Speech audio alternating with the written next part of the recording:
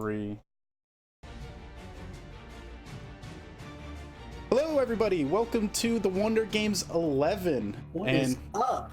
We're here. We're here. The first tournament casted by a channel officially, maybe. Oh, we're gonna try our best, man. Jeez. We're gonna do our dangest. No more technical difficulties and a smooth ride forward.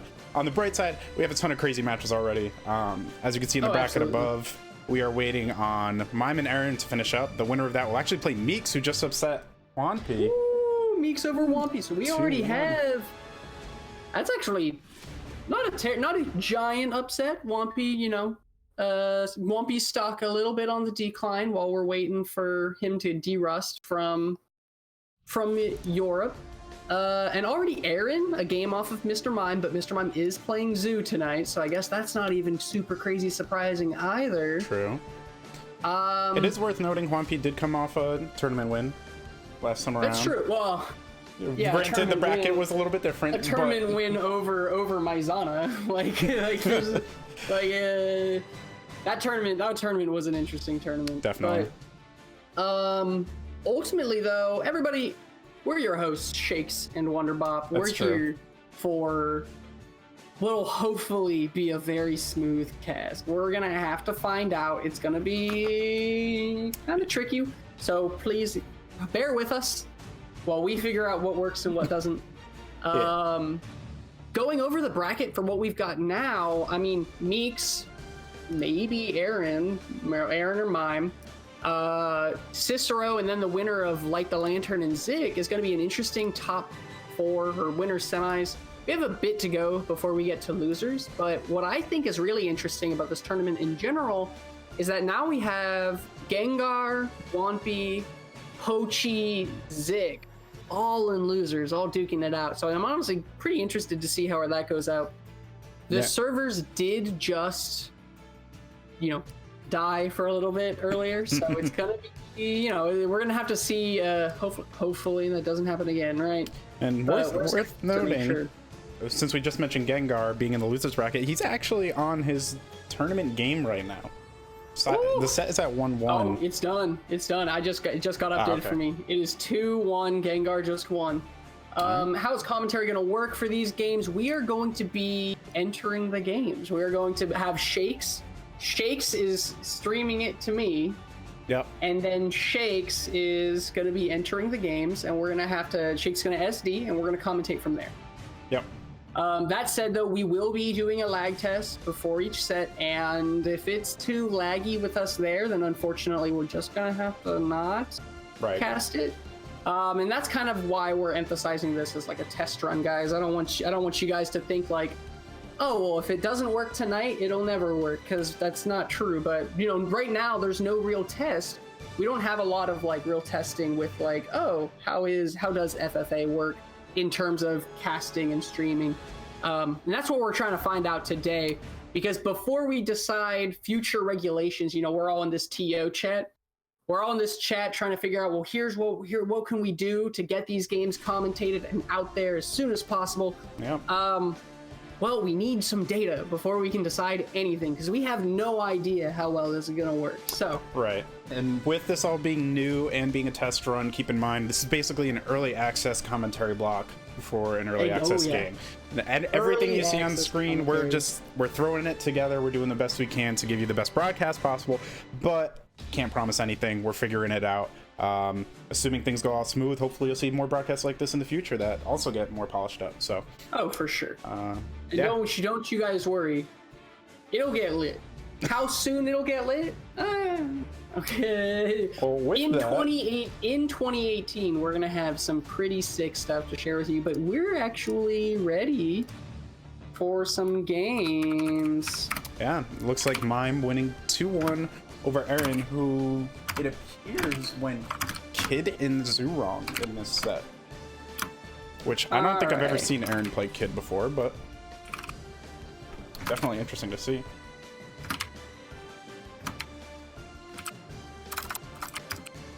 I'm messaging them right now so they can give us their info. Beautiful. so we'll just double check here in the losers bracket. Yeah, so we have Pochi versus Gengar, which is actually going to be a really great set in losers round 4. That will be for top 8. And outside of that, we have Arun and Wampi waiting on their future matchups. A loading screen and Dexter, actually a pretty solid matchup, especially for losers round 3. I actually don't know who would. They're seated right next to each other, and honestly, I think that is to be expected. Meek should have just sent you the information for the lobby. If we want to try it, oh my god, guys, this is it, the moment of truth. We're gonna get this set up. Oh my goodness. Here, to keep this looking pretty, we're gonna swap up over here to the match, which I just made look horribly ugly. Ooh-wee. We're figuring it out. Oh, it looks good though. Honestly, I like the way. I'm only just now really seeing it because I was seeing it through I have the shared screen next to me, but this looks pretty good. Alrighty, and let's. Hey, here we are in the match. All right, so we're gonna go ahead and perform a lag test with their settings, and then they will have to speak up if it's too bad for them or bad enough, good enough, whatever. So, Shakes, go ahead and SD as soon as you enter the game, as I'm sure you already know. Yep. Shawnee will be quick. Yeah, Shawnee, your kid, will probably die the fastest. You know what? I've never thought I'd have to worry about that. I know, right? These characters can go from the top of Malu to death as soon as possible. I might have to use a keyboard here to run off the screen, so that'll be interesting. Yeah, no kidding. All right. 3, 2, 1. Go. Okay, controller is working.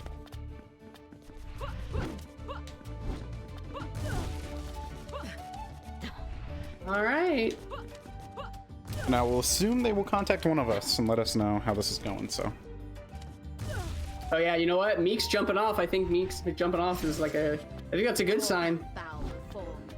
Definitely a great sign. Oh, look at those beautiful emotes, by the way. Can we get some pip emotes in the chat? No! I can't believe that Mr. Mime is taking the very first possible scream. I know. I mean, he's honestly just making the most out of his time, right? Like. Player 1 win. All right, so we're gonna have game number 1, gonna be on Malu Malu, it looks like, which is an interesting choice for Ash Zurong. Yep. I mean, I wonder. I'm trying to think of Meek's probably struck Combat Lab.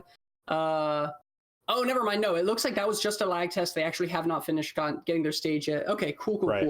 I was about to say, like, Meeks, I love you, but that's quite the choice you've made, my friend. That might have been a pretty quick match. Malu Malu against Zurong.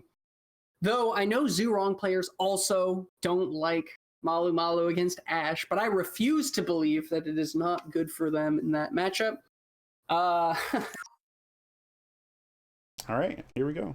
All right, here we go. Going into Wave Dash Arena. Wave Dash Arena, the classic game 1, right? Oh, definitely.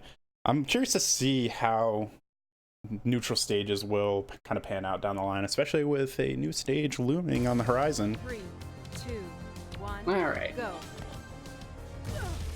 1. I'll go as fast as I can. Oh my god, this is so grassroots, dude. I know, right? All right, and we are now getting into it. It looks like they're going in. All right, so Ashani versus Zurong. Something that's very critical about this matchup, I think, is just where Ashani jumps. If Zu can get a decent idea of when and where Ashani will jump, Zurong can do a lot of damage really fast because she's very good at stuffing out his aerials. Right. The only downside would be that down tilt's really good, and Ashani's down tilt is honestly way better as a poke tool than most of Zu's kit. Right. Oh, but you know what? If he gets early kills like that. Yeah, so far looking really strong for Meeks. Taking advantage of any opening he's getting on Mr. Mime, who, for many of us, this is the first time we've seen Mime play Zurong, so... This is a world first, the world premiere of the Mime Zu. But little things like that, right? Catching Ashani out of Ashani's jumps and out of Ashani's platform movement is where Zu is going to thrive. And Zu can get really quite good combos out if they can get just one good up air, one good fair, and barely misses that down air. The potential Zu and experience kind of showing through already. We'll have to see if he can clean up those kills when he gets the opportunity, because if you are not killing Meeks, he will definitely take the advantage of that. As a player, you know, if we're talking like player stories, player narratives, Meeks has just been this player who's gotten a lot better from where he was a month ago. You know, during the Challenger circuit, he was not a player that we would talk about, right? No one would say, oh, Meeks, you know, I wonder where he's going to do in this tournament. But now that things have calmed down, you know, all of the heavy hitters have kind of stepped back, taken their breaks. Meeks has been on that grind, man, and he's looking better and better every single tournament. Especially even as now. Yeah, and especially as one of the few Ashani mains in the scene, it definitely draws a little more attention to him than maybe some of the more popular characters where we have like a Raymer with 5 or 6 players in the top 15. Absolutely. So, and with and even now, right? Like he beat Wumpy just this last round, which is definitely like that's a big win to put under your belt. That is, it's a nice win to have. Is Wumpy like the same caliber of win that he was that, you know, maybe 2 months ago, back when he lived here before, back in closed beta? Right. Jeez, with the original Wumpy clip back in the day. The original, when Wumpy made Raymer look like the coolest character in the world. No, but it is certainly still something that's really nice for Meeks, you know, on his current swing up as a player. Yeah, and speaking of that, swinging up his way into the lead here, taking another stock off of Mime. Mime's definitely going to have to... Go ahead. I know this is early, but what if Meeks gets to winners finals? That would be quite... Over Wumpy and Mime, too. That'd be very impressive. That's quite the path. There's the thing about the top players for Icons, you know, like... Every top player in Icons will beat you with their secondary. Like, it's one of those, like, you know, this is Mime Zoo, and oh, you know, he plays Wei Shan, but also, this is Mr. Mime, and he's been a top 10 player, top 5 player with, like, 3 different characters. Right, he's only been outside of the top 2 in online tournaments only a handful of times. Absolutely. Of the tournaments he's entered, when Mime gets worse than first, it's surprising. Like, J-Fist is the only player who's been able to consistently, like, you know, have a record against Mime in grand finals. Right. Oh, and he let go of shield. You know what? That's the better player. That's the Mr. Mime. I'm a higher level player. Don't you dare press that button. And he pressed the button. That's gonna do it. Oh, got some beautiful Ashani experience. Thank you guys. And where do you see this stage counterpick going? What do you think Meeks would like to look for here in this matchup? I honestly think that he might go back. I am trying to think, because against Zhu Rong, you really like having the decent space. You don't want... It's one of those things where all the stages are relatively decent for both. Oh, well, you know what? We're going to Combat Lab, and that may be the one option that I actually just didn't think he would pick. Yeah, I'm curious to see... How much use does Ashani get out of the platforms in terms of her recovery? Because if you're landing on a platform, you're going to have quite a bit of end lag. Well, so it's not about the platforms being used by Ashani. It's more about 3, 2, 1, go. It's more about will Zhu Rong have more trouble getting down to the ground, right? This is Meeks kind of placing his bet, saying if I can get Mr. Mime into the air, then I can actually get something really good going. Definitely, especially with the new up air changes, you're going to get a little more of a consistent combo with characters above you. And right away, jumping out to a 55% lead in just a matter of seconds. But you know what? The opposite's going to be true as well. If Mr. Mime can get anything started, it's going to be that much harder for Meeks to get down. Right. You'll definitely see damage coming in bursts in this matchup. Right. Well, Zhu Rong and Ashani both kind of struggle to get down in that situation. Oh, no jump. It's going to be... Ooh, I loved that, actually. Yeah, Going to that platform was actually a great way to cover both. Unfortunately, he just needed to grab the ledge. Does not quite get there in time. Is he going to be able to secure this kill? Because right now, the Ashani up air buffs, what's nice about those buffs is it makes it easier to kill these characters below 120, right? Okay. But it means that even, you know, past 120, past 130, you're still going to have to hit that raw fair, which Meeks just did. But even then, barely securing himself a lead. He's definitely going to want to get all the percent he can while still holding on to his first stock. Well, anything helps, right? Yeah, the nice thing about this matchup for Ashani is that Zhu Rong can struggle really hard to kill Ashani past this percent, unless you DI in on back throw. If you DI in on back throw, then you just die, actually. That works until like 150. And I've heard recently that actually the proper way to handle that DI mix-up is the no DI. Have you heard about this? I have not, but I honestly wouldn't be surprised if that were the case. Though both of them, they do tend to be reactable, so honestly, I do kind of stand by you want to do kind of like the, you know, you'd rather just DI properly for both. Right. But certainly, if you're nervous, which I'm sure every player understands the feeling of like not being confident in their reaction, absolutely no DI is a strong one to do at that high percent, especially. And an interesting slow walk up forward by Meeks. I'm curious if there was a misinput there, or if he was just trying to go for some mind games. A little bit of a mix-up on his approach. Didn't work out for him, as you're seeing him to kind of struggle to get back into any decent stage position. Well, now it's just that he can't land. We're seeing the same issue that like. You know, this is why this stage would be good for Meeks as well. Is like, you know, if you can get them in the air, hopefully they don't come back down. But it's looking good for Mime right now. He's secured kind of the opposite situation we had a stock ago. Yeah, with that really nice drop down to ledge. That's also something that, like, going onto the platform, it becomes a very tricky mix-up if they're recovering high. If you're on the platform, you have to be able to cover the platform and the fast fall through, which can be difficult to do. Definitely. And this stock right here is actually going to determine a lot for this series. Meeks definitely does not want to go down 0-2 against one of the most consistent players in the community right now. So yes, going 0-2 against Mime is pretty damning. Going down 0-2 in a best of 5. Exactly. It is incredibly difficult to find that momentum again. And 1-1 is miles better in that situation. So absolutely. We're gonna hopefully Meeks can stay cool and collected here. If he can kind of regain any positioning. Oh, you know what? He missed that waveland back on, which doesn't bode well.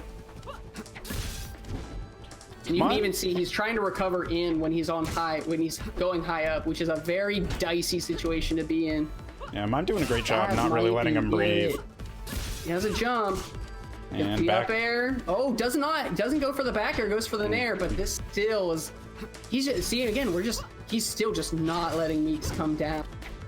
Yeah, Meeks has not been on the offense almost this entire stock. And in a tough situation here. He is back over stage. Still alive, barely. He's dead. All right, Mr. Mime, after like a minute-long string of just not letting Meeks touch the ground. Just some constant sharking there. 2-0. I can't imagine that Meeks wants to go back to Combat Lab. I genuinely cannot. I did see in the chat as well, One Piece said that Meeks meant to ban Combat Lab. I don't know if that's his opinion or the actual fact of what happened. We'll have to see. Going back. It looks like we're going to Malu, actually. Meeks looking to potentially pick up some really quick stocks. Hopefully get some momentum build up and some...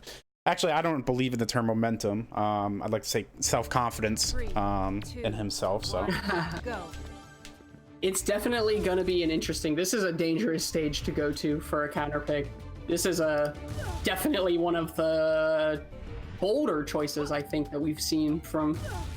You know, if there were two stages that I didn't expect Meeks to go to, it was going to be this one in Combat Lab. So we're going to have to see how this goes.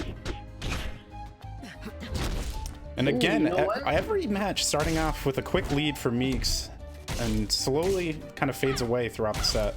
Well, that's Ashani, right? Yeah. Ashani's biggest strength is getting you from 20 to 8 is so easy for Ashani to do, but getting you to dead after that is a lot more difficult. And it's true for Zoo as well, honestly. And in your experience in this matchup, how do you feel edge guarding Zhurong as Ashani kind of plays out? Do you think it's a little more difficult than some other matchups? It's definitely, I mean, it's certainly not crazy difficult if you get to the ledge at the right time. Zhurong's recovery, even with its buffs, is nothing incredible, but, you know, things like that, that's not how you do it. Yeah. It's a tricky spot to be in. You do have to respect Zoo's up special, especially. But Mr. Mime favoring a lot of side specials, getting back to ledge. And back-to-back side strikes coming in for Meeks to take the stock. Meeks was so sure that would work, and it did. Yeah, he did not move an inch. He didn't move an inch. He knew. Which is at least good. He's at least still going for these kind of, kills despite being down 0-2. You know what? He's not getting anxious. He's not getting nervous. I think that speaks a lot to the players, seeing them still go for some confident plays. As soon as you start to see some second guessing and kind of maybe some lacked attempts at securing a kill, that's when you start to worry about the mentality of the player. But Mime cleaning that stock up, not taking any more percent other than when he initially came down from the spawn platform. So. And that's another really scary thing about Malu Malu in this matchup, is that dashing back is a very scary thing to do, because there's always going to be the risk of a side special just covering the entire stage and hitting you out of it. Dash back, wave dash back, if you whiff something and you dash back, that's the threat you have to deal with. Right, especially when Zerong can reach the edge of the stage from center stage. So unless you have her cornered, you cannot run away from side special. Absolutely. You know what? This is looking pretty bad for me so far. Mr. Mime just looking clean. Okay, Mime. I don't know. All right, Mime knows. Mime knows where he's at right now. Yeah, Mime's putting up the wall and absolutely refusing to let Meeks get past.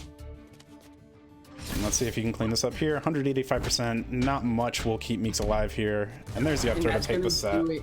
Mr. Mime kind of showing, hey, you know what? It doesn't. He's not a Wei Shan main. He's a top 3 main, right? He's I will get to grand finals and nobody's going to stop me. It doesn't matter who I play.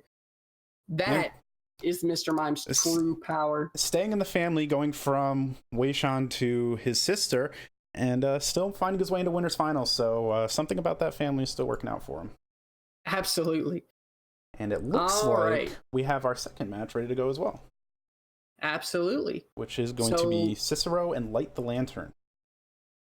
Yes, that's going to be super entertaining. We have 2 of the best Zurong players. Both of them kind of playing second fiddle to Boyko as of late.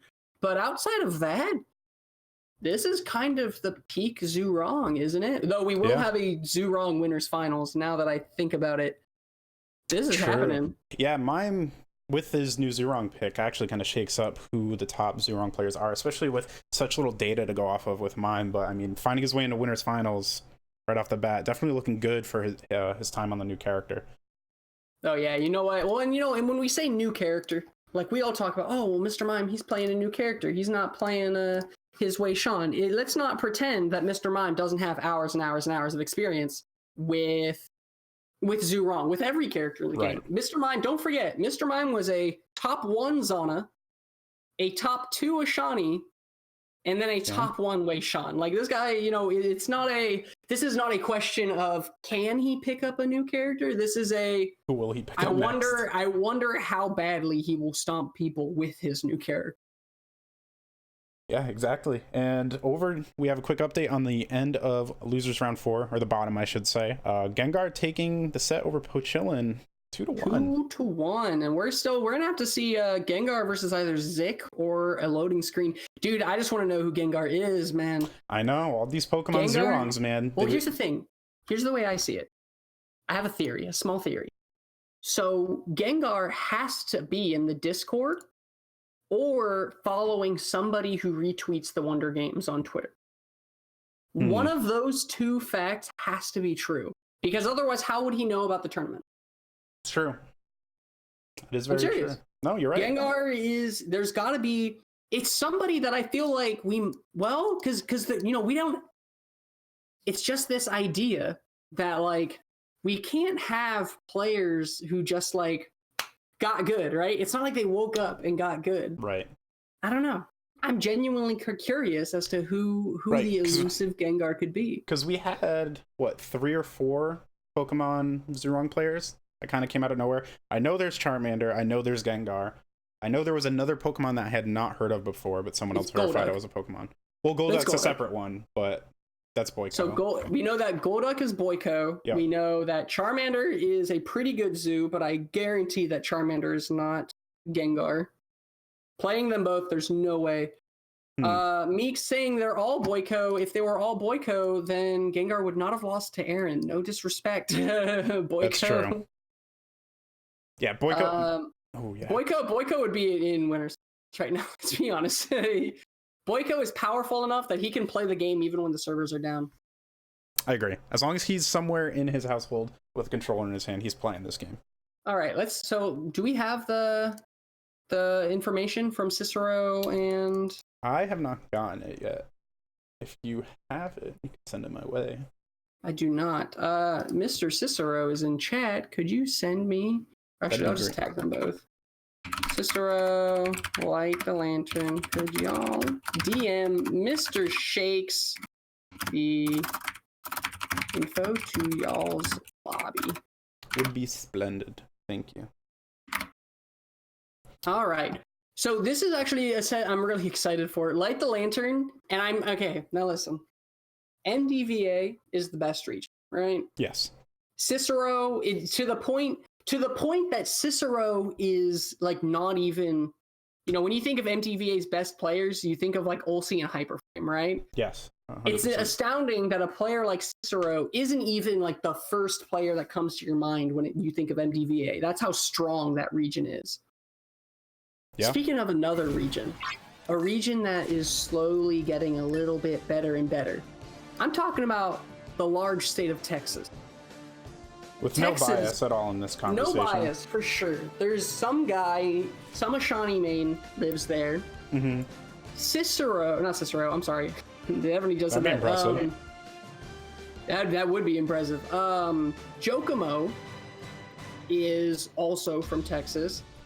Yep. And then a guy named Light the Lantern has been on such a come up these past month and a half, 2 months. And he as well is a PR'd Smash 4 player from Dallas, I believe, or Texas. I know he's PR'd statewide. Right. And then he is also quickly becoming I think he's just probably the number 3 in Texas right now. I can't really think of anyone who would contest him.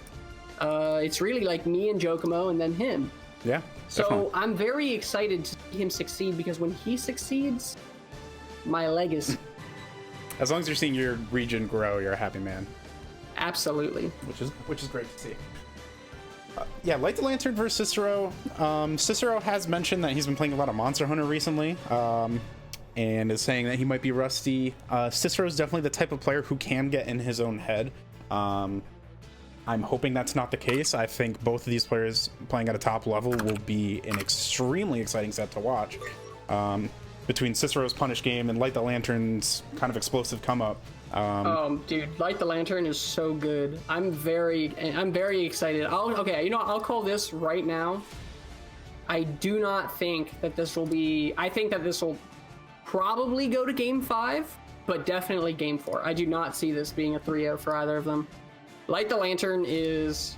I'm not just saying this because I went to Game 5 with him last week. I'm telling you, Light the Lantern's good. I'm very, very excited to see how he does against Cicero. Yeah, and especially in the Zhurong Ditto, I believe Cicero feels confident. I'm sure Lantern feels confident as well. I know he's been on the grind, so I'm sure there's not a matchup he's unfamiliar with at this point.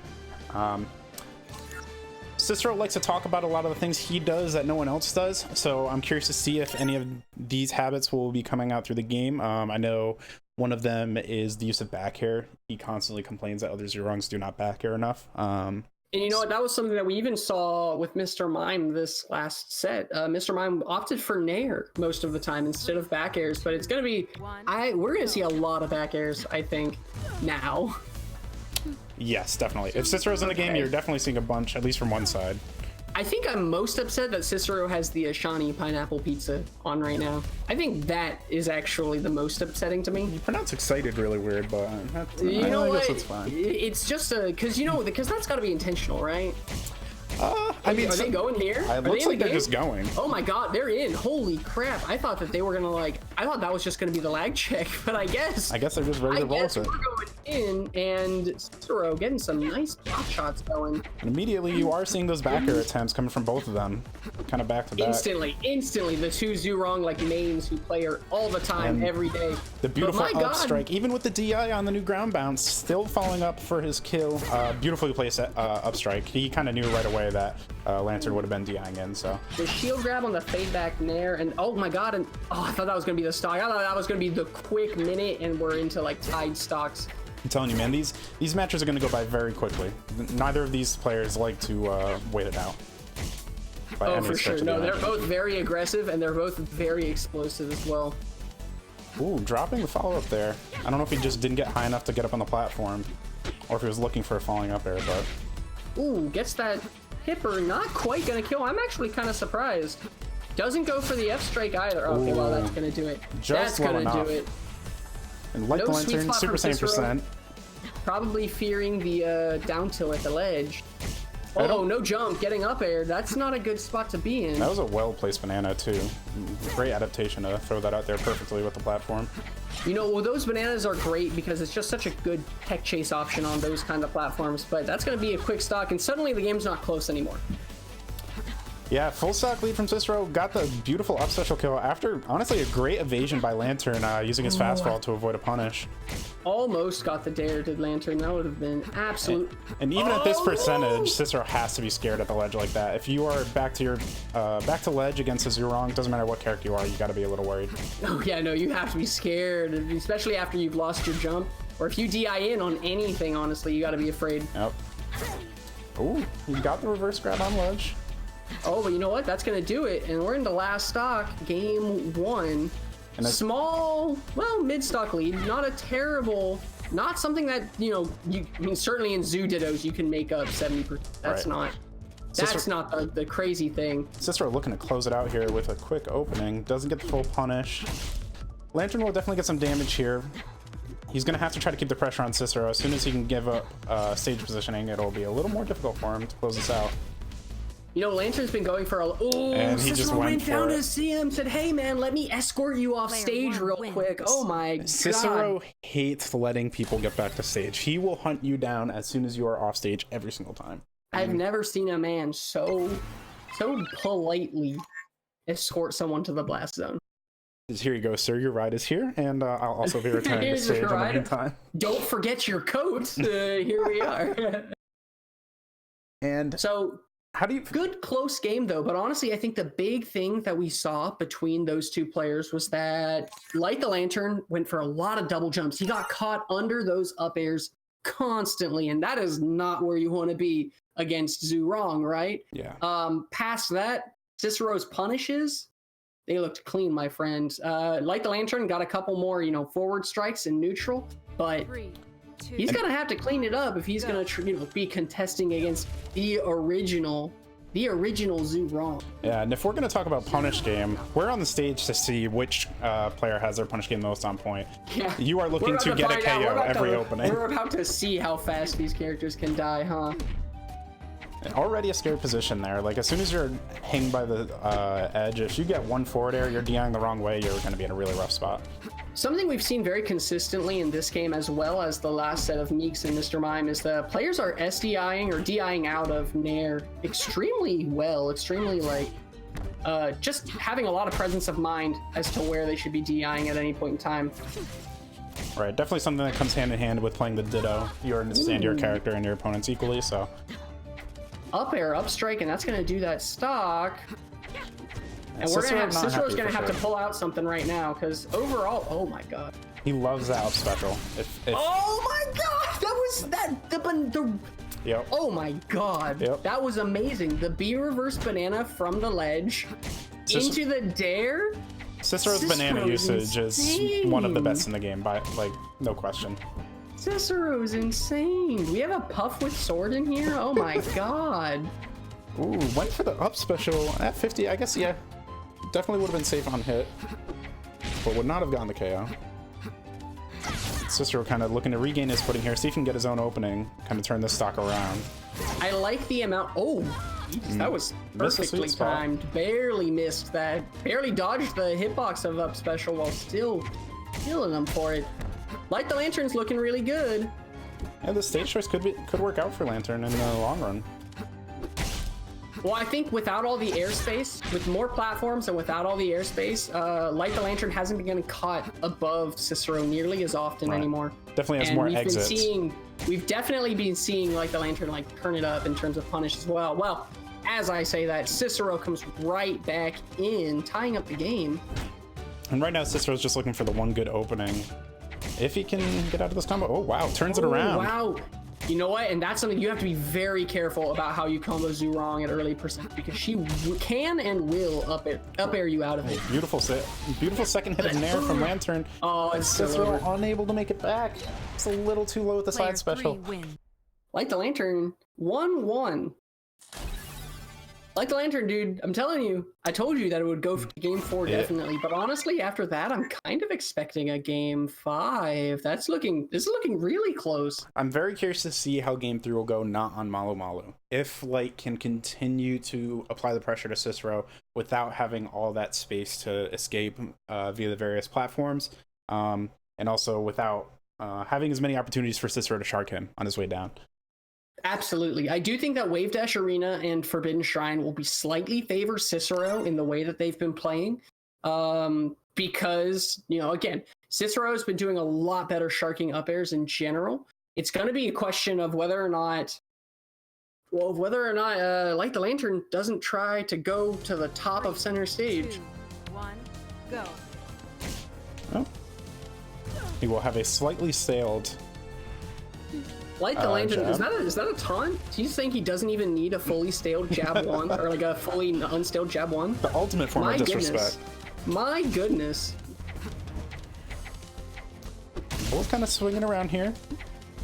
You see a lot of fairs. The thing about this matchup is that both of them don't do a great job of defending against each other. Right. The thing is, all you can really do is dash back and shield, but you know, you can't really block a Zhurong aerial with another Zhurong aerial. It's very tricky to do. You know, space back Nair is going to be the closest you can get, fade back Nair, but it's not really as consistent as you'd like, especially when things like the angles for like a back air or something is so tricky to get down. The double F strike's going to do it though, and Light's just going to take the lead. Yeah, coming off a great back air right around center stage, just got the follow up with a double side strike and worked out for him. Oh, barely gets to the ledge in time. Cicero's just a little short, but I thought that was going to kill for a second. That tipper down strike, really good tech chase coming in from Cicero. Yeah, great read on the roll in.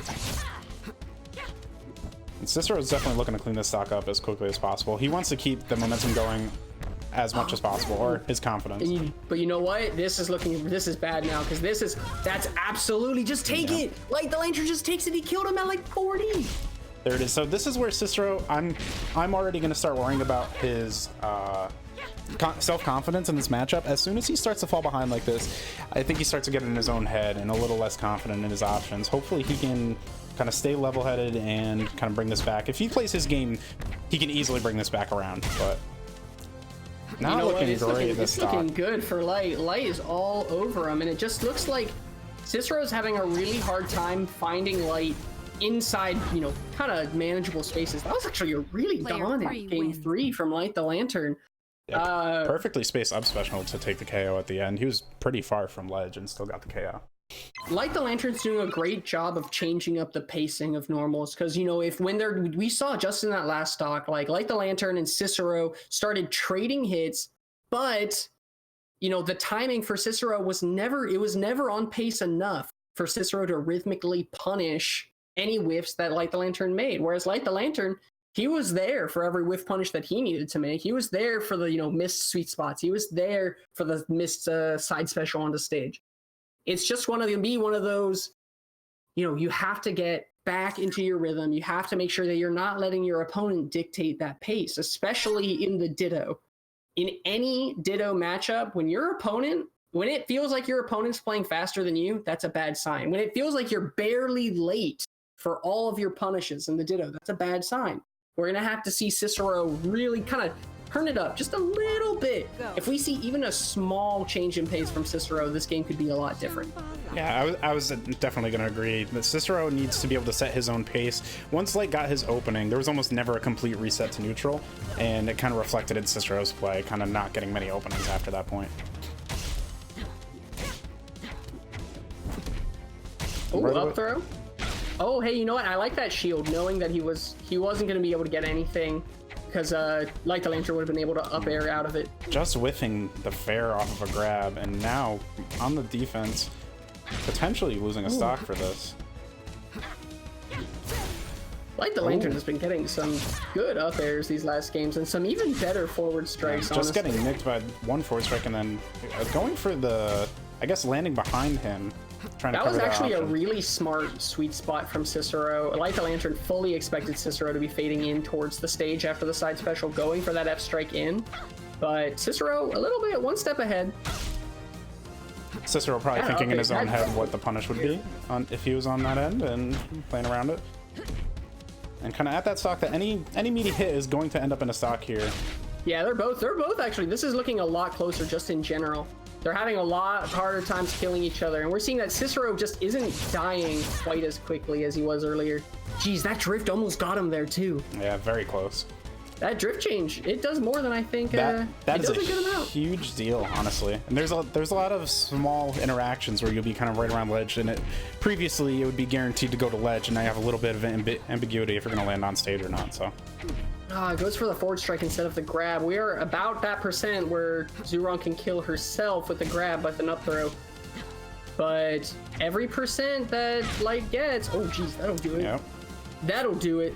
Forward strike, cleaning it up. Cicero's proclaimed bad move in Zurong's kit. Using it pretty well there to clean up the first stock off of Light. Ooh. Was Good that up an special. up special? Get out of that combo. Yeah, get out of there as soon as possible. Up special, its startup did get slightly nerfed, and its damage got slightly nerfed as well, but it's still an excellent combo tool, especially against Zurong, where your combos tend to not be as bread and butter. You tend to have to kind of free flow the timing a little bit more. Right. And a beautiful up strike to clean up that stock. Gets the grab. Cicero Double down throw, not going here. for any up throws. He got let off stage, and there's the cleanup. What a read! If you're off stage, Cicero is looking for the shortest amount of time he can spend traveling to you. He just wants to be there right away. Absolutely. It's so oppressive. Ooh, nice read on the roll. And Cicero's looking really good. He just needed that reverse up special. Yeah, and Cicero's starting to feel himself. Really in control. Oh, goes for the read. I think, you know what? He read the ledge roll when it was really a ledge get up into a regular roll. And good DI on the forward strike. And if Cicero can kind of maintain stage position here, he should be able to clean this up. And there's the up special. That's going to be the reverse up special. That's going to do it. I think that for the third game, up special, cleaning it up at the end, right at ledge. Looking like a pretty reliable kill option that I honestly don't see many Zurongs using the Ditto. Cicero looked like a different player that last stock. He looked like and you see, but that's the difference, right? When we talk about like advantage and disadvantage in the Ditto, a player being an advantage is such a big deal. And you can tell a lot about a player in a Ditto based on how well they deal with each other in advantage. 2-2, we're going into game 5. And with Cicero taking game 4, he does have the confidence boost that, hey, I turned that around last stock when I needed to. I played like the player I'm supposed to be.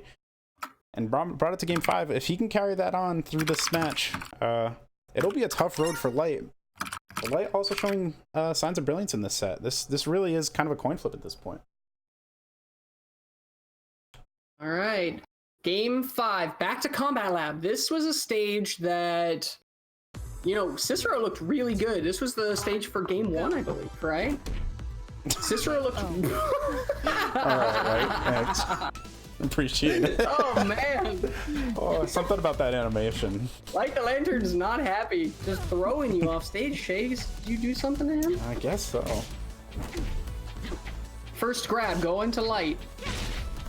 Yeah, I'm only getting 26% off that. A little low based on what we've been seeing previously in the set. And right away, Cicero bringing it back around. Yeah, Cicero's looking really good. Cicero's doing just a great job of being cognizant of where, Light the Lantern's drift when he does a full hop. And this is the same thing that happened on the first. Oh my! Almost that's gonna do it. That was almost exactly the same as the last time they were on Combat Lab. Absolutely, and you know what? But it's the same story. Where okay. Oh my. Okay. Two stocks giveth, Zurong taketh away. My goodness. But we're seeing, the same kind of thing where Light the Lantern is finding these dares, but Cicero is doing such a great job of understanding the drift and how to capitalize on Light the Lantern being so high up in the air. Yeah, well, this stock he has not been hit this stock. Zero to death from Cicero. Cicero's so good. Lantern on his last stock of the set. Yeah, about tournament, or I guess winners side stock. This is still winners, my goodness. Yeah. If Light can turn this around, that's quite the confidence boost going into mine, but it's definitely an uphill battle. Cicero looking to close this out as soon as possible. Jeez, Cicero's back airs have been so strong. And, and that's kind of the classic. Cicero's back airs have always been one of his defining traits player. All right, I'll tell you now, Cicero does not side special unless he is 100% feeling himself. He refuses to use that button otherwise. He in his head, he is winning this game. Now he's just going to have to reflect that in his play. This is... Oh, that dare, the up special, and that's going to do it. Cicero 3-2 over Light the Lantern, saying, hey, slow down on your rise to the top, my friend. I'm still here. I was just playing Monster Hunter World. Is that a problem? I'm still the zoo to beat right now. It doesn't matter how much Monster Hunter he plays. He can still 0 to death anybody in the game, demonstrating that in the last game. Bam, we have Mr. Mime and Cicero in winners finals. And all right. I'm going to go ahead and message them to please wait. And this set, I believe, and quote me if I'm wrong, one of the last time they played, Cicero may or may not have whiffed a down air that may or may not have secured him the set, which he's still not happy about. I believe it's still his profile picture on some things. So he's definitely going to be looking to get his revenge on Mime. And now in the Ditto, we have Cicero definitely many more hours than Mime on Zurong, and I'm sure in the Ditto as well. But Mime definitely didn't look like he was struggling in his winners matches, so. All right, and I'm going to ask Meeks, please send your lobby info to Shakes. I was about to say to Gengar. All right, so over in loser side, to kind of catch up a little bit, we have Swampy and Aaron playing in their set in losers round 5, which is top 8. Swampy's up 1-0 over Aaron, and Gengar taking it 3-1 over Zik. Yeah, Gengar's made the losers run. This is actually I want to say this is the exact same projected bracket. We were expecting we were expecting. Oh, Gengar was projected to lose to Pochi. Here we are. Gengar versus Meeks. Yeah, this is an exciting set. So they should have sent you the information already. Yep. So this is going to be Zurong versus Ashani. Kind of the story. Have we had... Zurong and Ashani are the only characters we've seen so far in this top 6. But Wampy and Aaron will both bring something new. Our other losers quarter set will definitely have something else. It will either be Zurong and Raymer or Zurong and Zana. All right, and to be clear, I don't think character representation has to do anything with balance right now. I think a lot of that's just who's entered into this tournament. I think that Zurong is broken. I think Zurong is very good. Is broken. Honestly, though, we've seen... But I'm going to be completely honest. The players doing well. The only major upsets that we've seen are not even major. We saw Meeks over Wampy, and we saw Aaron over Gengar, right? Right. But other than that, these are all like the high seeds, and they're all doing about as well as they expected. Gengar over Zik is an upset by the seeding, but not a terribly huge one. Gengar, dude.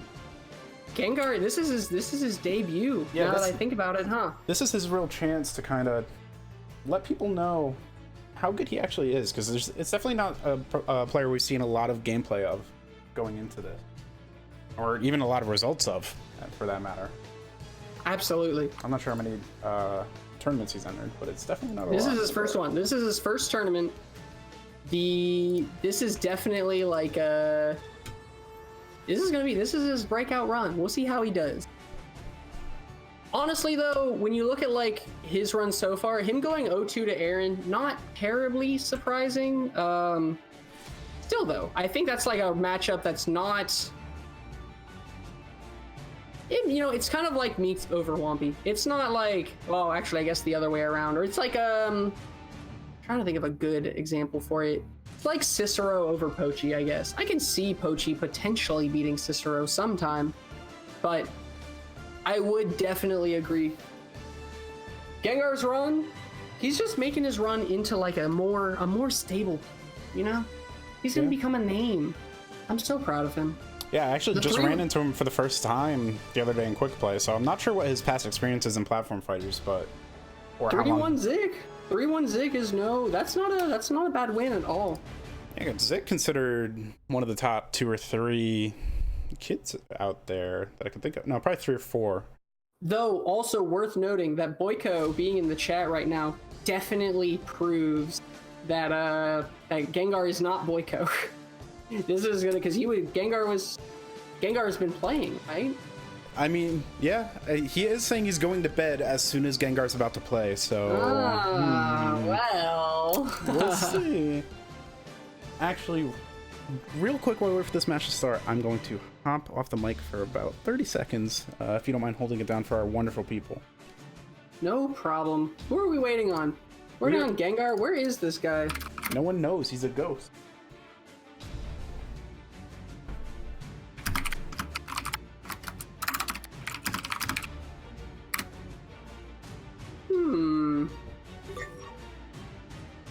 Oh, he's here. He's arrived. Gengar, the legendary. You know, I really like this trend of Pokemon names for Zurong players. I wonder when we're gonna see, like, I'd like to see Arcanine. I'd see like Ninetales. Yo, show me Executor. Can we get in a Flotina alt named Executor? That'd be fantastic, actually. I'd be a big fan of that. Honestly, going into this though, I'm not even sure who my favorite would be. I mean, I guess let's be real. Meeks is definitely the favorite going into this, but it's gonna be interesting, I think. I'm very excited to see how this goes. Ash Zurong is definitely a matchup that can like explode for Ash if Zurong gets in at all. If Ash isn't down tilting properly, if Ash isn't properly dash dancing. Yeah, especially as we've seen before. We have a lot to go off of already in this tournament, so we'll have to see how this matchup plays out, if it plays similar to what we've already seen or not. Absolutely. Especially not knowing much about Gengar's playstyle, quite honestly. Oh yeah, we're about to find out what kind of Zurong Gengar is, aren't we? Yeah, we get to scout out together. Is he going to be Jigglypuff with a sword? Is he Puff with sword, or is he Dashback? which Zurong style is Gengar? We're about to find out. I would say right now both Cicero and Light the Lantern are Puff with swords, whereas like Boyko is a Dashback. I would agree with that. That's how I would classify those 2 Zurongs as an archetype, or those 3 Zurongs as an archetype. All right. And I don't know if it looks like they're just going to be in. Oh, they're getting right on into it. I'm so glad that these haven't caused any major lag spikes so far. Yeah, it's been running pretty smooth, which is great to see, honestly, considering this is not built for this at all. We're just kind of making this work. Kidding. Meek's looking really good to start off. Yeah, every single game we've seen Meeks in, he gets off to a hot start. It's just a matter of maintaining that. At the end of the day, this is a marathon. It's not just a sprint, and you're gonna have to play consistently for however many minutes to kind of win the set. Oh, but you know what? It's already telling that Gengar went to the ledge after being comboed right there. Gengar did not even bother trying to like come back on stage with an aerial or do any kind of mix-up. Gengar is like, I'm coming to the ledge. I won my invincibility. I know, looking to get the classic banana into side special KO. Good DI from Meeks to not get hit by that. There's something about side special that always hypnotizes me, and I'd never get rarely get the DI right, and good to see that Meeks is much better than I am at hand. I definitely thought that up strike would hit. That's the up strike that kills dreams, dude. That up strike while they're on a platform, that's an up strike that, like, my god, does it hurt. Kind of hits just like Raymer's up tilt, and just a little bit of a hitbox coming out of there, but... Well, it's just so giant. Ashani's up strike is, like, just an insanely giant hitbox for the power that it has. Meek's taking the first stock, but definitely at a percent that one straight hit could lead to his and losing a stock. And oh, but you know what? And there it is. There's the straight hit, and game one looking pretty good. They're 2 minutes into it and only 1 stock down apiece. So this is definitely like, I feel like this might be a set unless, well, I guess honestly, both of these characters can explode the other ones on even one instance of bad DI. No jump here for Gengar. That's it. And you know what? Speaking of the devil, that's one way to say, actually, hold on, one of us is a favorite here. Was that crouch a tactical crouch, or maybe a little something else? Certainly, I think Meeks has kind of proven that he's a normal type right now. Saying Gengar? Nah. Nah. I wish I was up to date on my Pokemon types.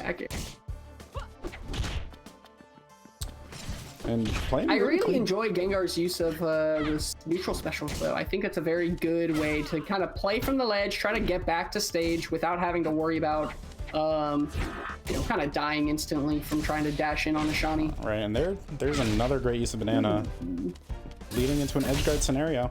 See, Cicero goes for that up special. Oh no, and he gets dared out of it, and that's going to be... You know, these banana side specials are just not working out for Gengar. He's going to have to try something a little bit different to seal these stocks. I'm getting a little bit of a sense of desperation by Gengar to kind of close out this stock as fast as possible. There's a lot of up special opportunities he's missing, kind of twice now. That's gonna do it. But the back air does take it, so... In a position that if he can kind of keep his percentage right around the 60 to 80 range, he may not be getting rocked off the stage right off the bat.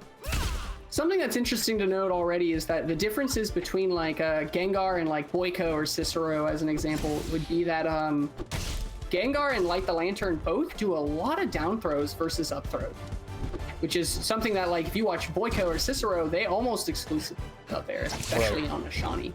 Ooh, dangerous side special from Gengar. Yeah, he showed a lot of faith in that move, and I'm curious when Meeks will be able to adapt and punish. Ooh, not respecting the ledge dash, but oh my god, the edge guard, the reverse edge guard. Meeks just needs to grab the ledge, Meeks. Oh, what a heartbreaker for Meeks. He has to know going into the next game that he played very well and just needs to play a little smarter at the end to close it out. But you know what? And that's the only... Gengar threw out maybe 6 or 7 side specials that game, and that was the only side special that connected. was that last one to end it all. Oh, how unfortunate. So painful. Game number 2, going into Wave Dash Arena. This stage is going to be, I think, maybe a little bit better overall than Cryo Station. Generally, Cryo Station, you don't want to be trapped on that platform against Zoo, but honestly, this does mean that the juggle combos from Zurong are also going to be a little bit stronger. So, that said, if there's any stage in the game that's a neutral stage, it's true. Let's be honest. And we're gonna have to see how well Gengar can shark Meeks, because that definitely seemed to be his downfall previously playing against mine. So he's gonna have to kind of take that path if he's gonna want to make Meeks feel uncomfortable and kind of get as much percentage out as he can. All right, and going right into game number 2. I wonder how they feel about that game 1. If I could read their minds right now, that'd be great. I'd love to know how confident both of them feel. Right, because Meeks is feeling one of two ways, right? He's either feeling, wow, that was a lot of BS. I should have won game 1. Now I'm frustrated. Or it's, I know I could have won that game. I just need to continue what I'm doing and not mess up. Absolutely. And you know what? For Gengar, that might be like that, let's be honest, that might be the, oh, cool, I'm up a game. I don't need to worry as much anymore, right? Getting those kind of wins absolutely can help a mentality, too. We talk about how often that can hurt a mentality, but it absolutely can help Gengar in this same situation. Just saying, oh, good, I got the game. Yeah, it was a little cheesy, but hey, like... Yeah, you're on the board. It was close enough that I could cheese him out of it. Ooh, nice back air. I love that back air from the ledge. That's one of my favorite edge guards to do. And that works against a lot of characters too. I've seen Pokey been doing that a lot. It works against everyone. If you have a good idea of what kind of recovery they're gonna do, it works on everyone, my friend. Definitely. In fact, against Wei Shan, it's kind of all you can kind of your best bet against Wei Shan. You're not challenging him on the way up, that's for sure. It's terrifying. Ooh. Hey, you know what? We're seeing it. Yeah, if it ain't broke, don't fix it. There's really never been a huge punish that Meeks have gotten off of a whiff side special yet, so doesn't really seem like it's the worst idea to throw it out from time to time. Ooh, the double down air. Gengar throwing a little off balance, takes a little bit more percent. Right, and we're seeing a problem. 166, that's not a percent that you want a Shawnee living to every single stock. Because Zurong does suffer a little bit from having reliable kill options, once you get into those upper percents, it kind of comes down to a really strong straight hit at that, or stronger straight hit at that point. But Meek's cleaning up Gengar's second stock, looking to turn this set right back around, get it tied up 1-1. Dare Upstrike, definitely a very, it's very strong on Zurong specifically. She's so light, and the ceiling on Wave Dash is not that high. That's definitely one of their better ways to win if you get even a single good idea of what they're doing. Oof. And in your experience since the patch, how has it been landing that combo? Since it was a little more guaranteed before, do you find any issues with people getting out? You just have to follow the DI. Maybe at like really high percents, it's a little harder, but that's honestly like it's just as easy as before.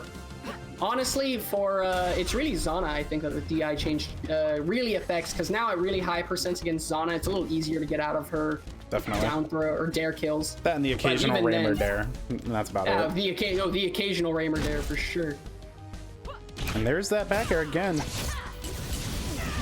Taking the game, looking for a little bit of disrespect at the end with that EM punch too. Player 1 win. Yeah, no kidding. Meek's going up 2-1 or 1-1. Excuse me. Yes. Tying it back up, trying to emulate Ashani in that victory pose, powering up, reestablishing his place in this series, letting Gengar know he's not going down without a fight. This is going to be... All right, place your bets, man. Do you think this is going to go to game 4 or 5?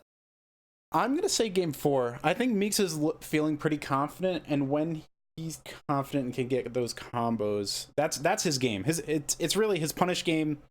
When that's in place, he's going to be doing his best. He's not a neutral heavy player, at least in my experience playing against him. So he's going to want to close this out and kind of not let Gengar breathe, especially off stage. And you saw it twice. He was very confident going out with that back air, and it worked out pretty well. Yeah, absolutely.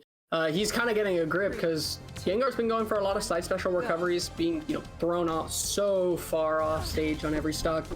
So this is going to be going back to Wave Dash. So something, Gengar's pretty... Gengar coming back here, I think, is telling of something. No Malu, no Forbidden Shrine, no nothing. We're going. I think... Oh, and you see, you know what? And those dashes right there already tell you what kind of Zurong Gengar is, right? Just running across the stage after him, not even worrying about, like, not short hopping, not throwing out a fair. That's a stop. Oh, and a clean down air. And that'll do it. Not too high of a percent either for Meeks, and quickly down, almost a full stock. And you know what? He still just ran across the entire stage for that grab. Gengar's going for these grabs. My God, this is like that was like the 4th time he's run across the entire. Very scary DI from Meeks there on the forward air from Zurong. Looks to get the down tilt just out of range. It looked good at first. Good walk. Kind of baits out the up tilt, though. Good on Meeks for throwing out an up tilt instead of something like cruelly punishable. Looks like Meeks didn't really react on that edge guard. I think he was just hoping he'd kind of go to the same spot. Hey, you know what? This is looking so much better for Gengar, and Gengar is just throwing him into the corner just by walking. Meeks has to pick up on that, I think. So much of this game has just been, as soon as they're back in neutral, Gengar runs across the stage, and Meeks respects him the entire way through. Wow, what a side special. The neutral special? How did that even... Gengar knows. Shouldn't that have even hit? Gengar is suddenly looking so much better. I'm very confused how that side special went through the banana. Gengar, oh my God, just dashing around, waits for the shield. Gengar's looking so strong. What on earth? I was not expecting this kind of a turnaround at all after those first 2 games. Yeah. Gengar's looking good. Meeks needs to turn on the jets here. I'm Meeks, sure I think, needs to be throwing out down tilt more. He's realizing that those first games, he was able to do this kind of thing and get away with it. But Gengar's playing a lot more aggressively on the ground now, not waiting in shield as much, not throwing out as many normals. And if you run in there like that, you're gonna get hit by neutral special. And it looks like a misinput. Maybe lost a jump. Lost a jump without realizing it. It's a pretty damning thing to do. I wonder if this will give Meeks what he really needs to kind of get back. I mean, Meeks is playing extremely impatient right now. Like, yes, you're down, but... a lot of full hops and a lot of short hops. That's it. That's a clean kill. I think Meeks didn't take advantage of the 5.5 minutes that were still on the clock there. I don't think he had to be rushing in constantly to try to get an open. The poke from Ashani can actually be pretty pretty potent against Zhurong, and oh my god, it's incredibly good. Ashani's down tilt is the strongest thing Ashani has against Zhurong. You'd think that Meeks is playing very, I wouldn't even say that he's playing too aggressively. I would say that he's playing to commit, right? He's committing way too much. Yes. Committally isn't a word, I don't think. You're seeing a lot of jump in nairs, jump in forward air. Well, it's jump in nair, jump in fair are way more committal than a down tilt, and Zhurong does a lot better against those aggressive options. Because she has neutral special, and at the end of the day, we talk about, oh, the sword has no range, but it is still a disjoint, and she can absolutely stuff those aerials with up air, jab, even forward air, depending on the timing. Yeah, we're gonna have to see some adaptation from Meeks here, but granted, he is on Malu Malu now, so he will just inherently be in Gengar's face much more often. Oh, the down tilt, goes right over it. If he held it just a little bit longer. Oh, the double dust. Gengar is here, dude. That's great awareness. He was very close. Who is Gengar? The ghost of someone, that's for sure. The ghost. Gengar, you know what? Ghost type, because nobody knows. Nair killed very early too. Oh, and he gets the full charge too. Gets the guaranteed grab follow-up. Goes for a really tricky mix-up. And Meeks definitely not feeling comfortable right now. Yeah, no, this is looking a lot harder for Meeks than it did for... Jeez. It just seems like he's kind of holding the control stick into Gengar constantly. Well, you know, it's one of those things that his rhythm is very similar every time he approaches. He's not really doing a lot of dashes. You know, if your timing on your approaches is similar, that's almost as bad as doing the exact same approach every time, which he, you know, how many times have we seen him nair into a cornered Zhurong who just neutral special?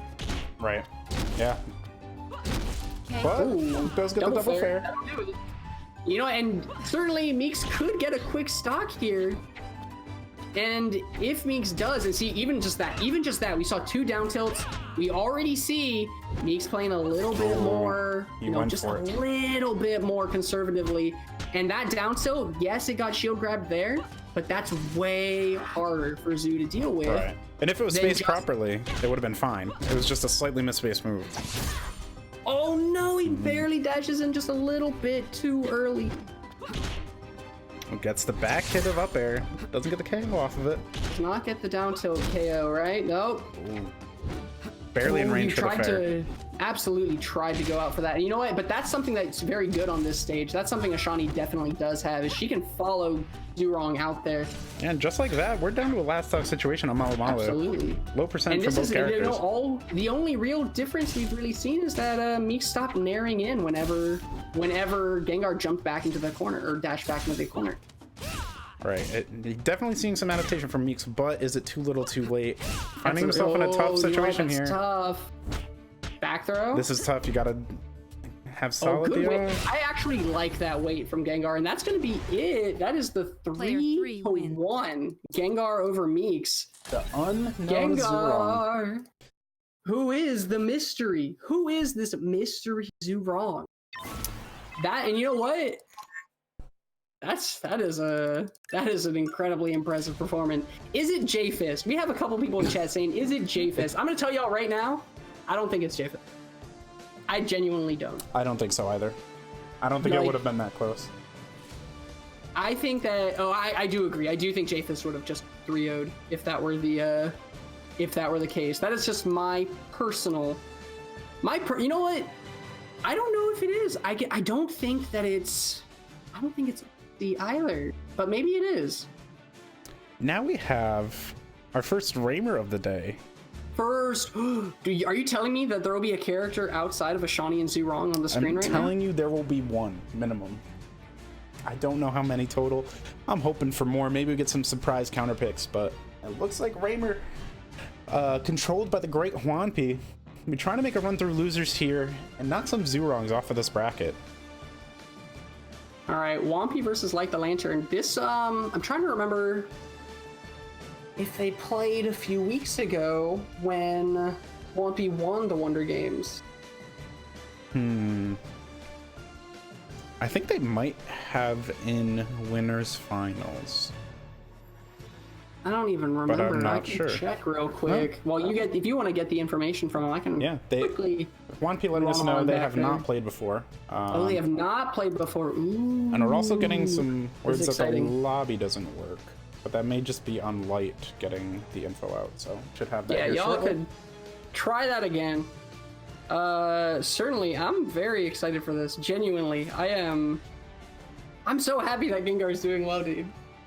Gengar doing well is such a good storyline for this. I'm so happy we have like even if it turns out to be Japhis Zurong or Olsey Zurong, even if that turns out to be the case, which though, if it were Japhis, I don't think Japhis would have lost to Aaron with Zurong. I like the Olsey idea. I think if it's a top player alting, I think Olsey is one of the ones that I would believe. Because I have not seen him on secondaries like almost ever. His secondaries are definitely good. His Ashani scares me a little bit, but I'm also really bad at the Ditto because I'm a fraud who abuses down tilt. Blunder flop. The blunder flop, indeed. I'm trying to think of who else. Is there any? It wouldn't be Magi. I feel like Magi has no reason to do an all. Magi hasn't been around for super long. Huh. I don't know. But either way, Gengar is extremely... I'm so excited. I just want to know. I want Gengar to become like a top 10 player with nobody knowing who Gengar is. Could you imagine a world where somebody has an alt account and they make top 10 with 2 different accounts? Could you imagine that world for a second? Just never enter the same tournament and they make oh my god. That'd be so cool. That would be incredible. It's like our own Falco Master, but actually a top player. Falco Master. Yo, okay, but Boyko makes a good point in chat, actually, that it could just be a random... It could just be someone we don't know. It could. This could be someone who isn't...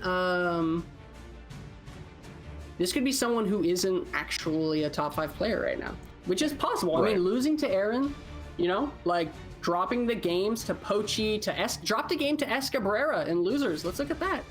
Like... dropping games to not bad players, but dropping games to players that maybe, a top player secondary wouldn't have dropped the game to.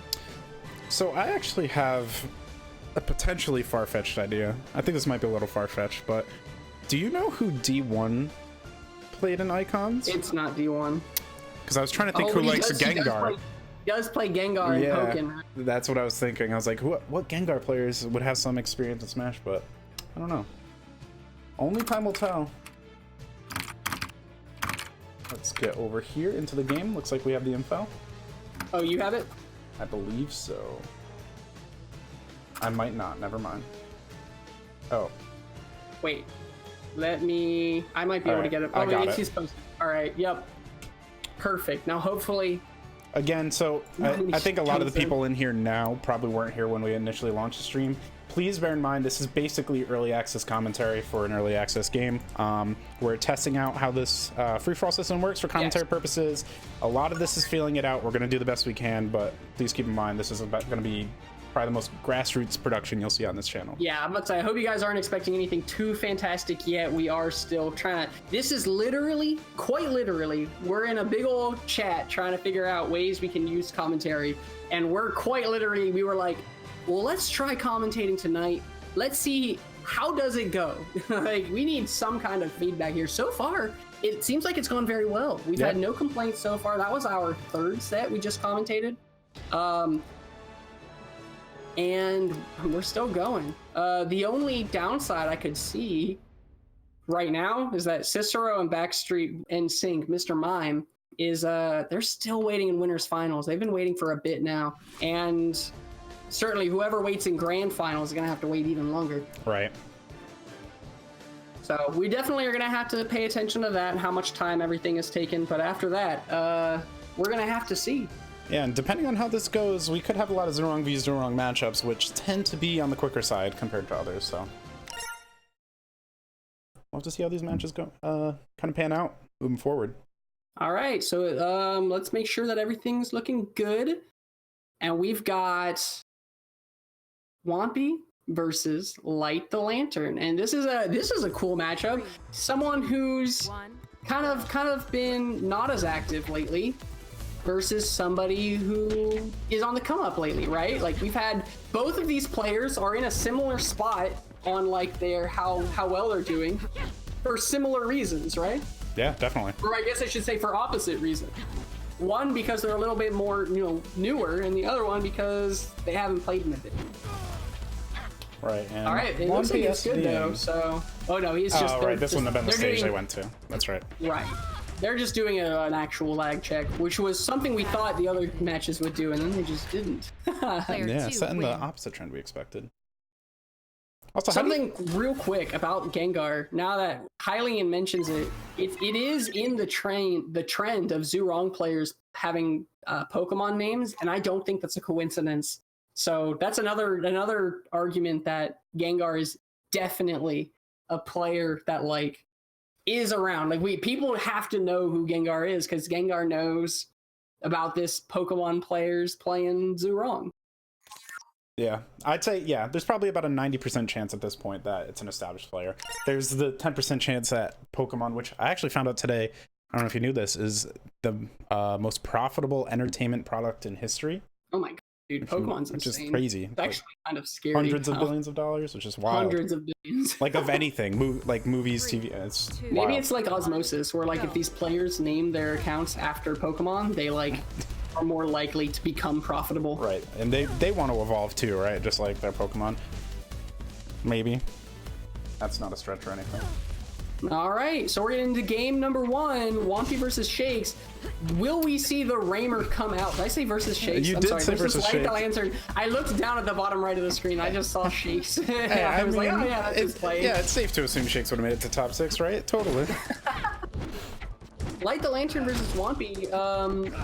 We're gonna have to see. This is really our first, this is gonna be our first time getting to actually watch a Raymer set from a great Raymer player since Raymer's got nerfed, right? Exactly. We haven't really been seeing a lot of Erikai or Ashred, anyone like that, right? And Whompy famously not having a lot of confidence in Raymer moving forward.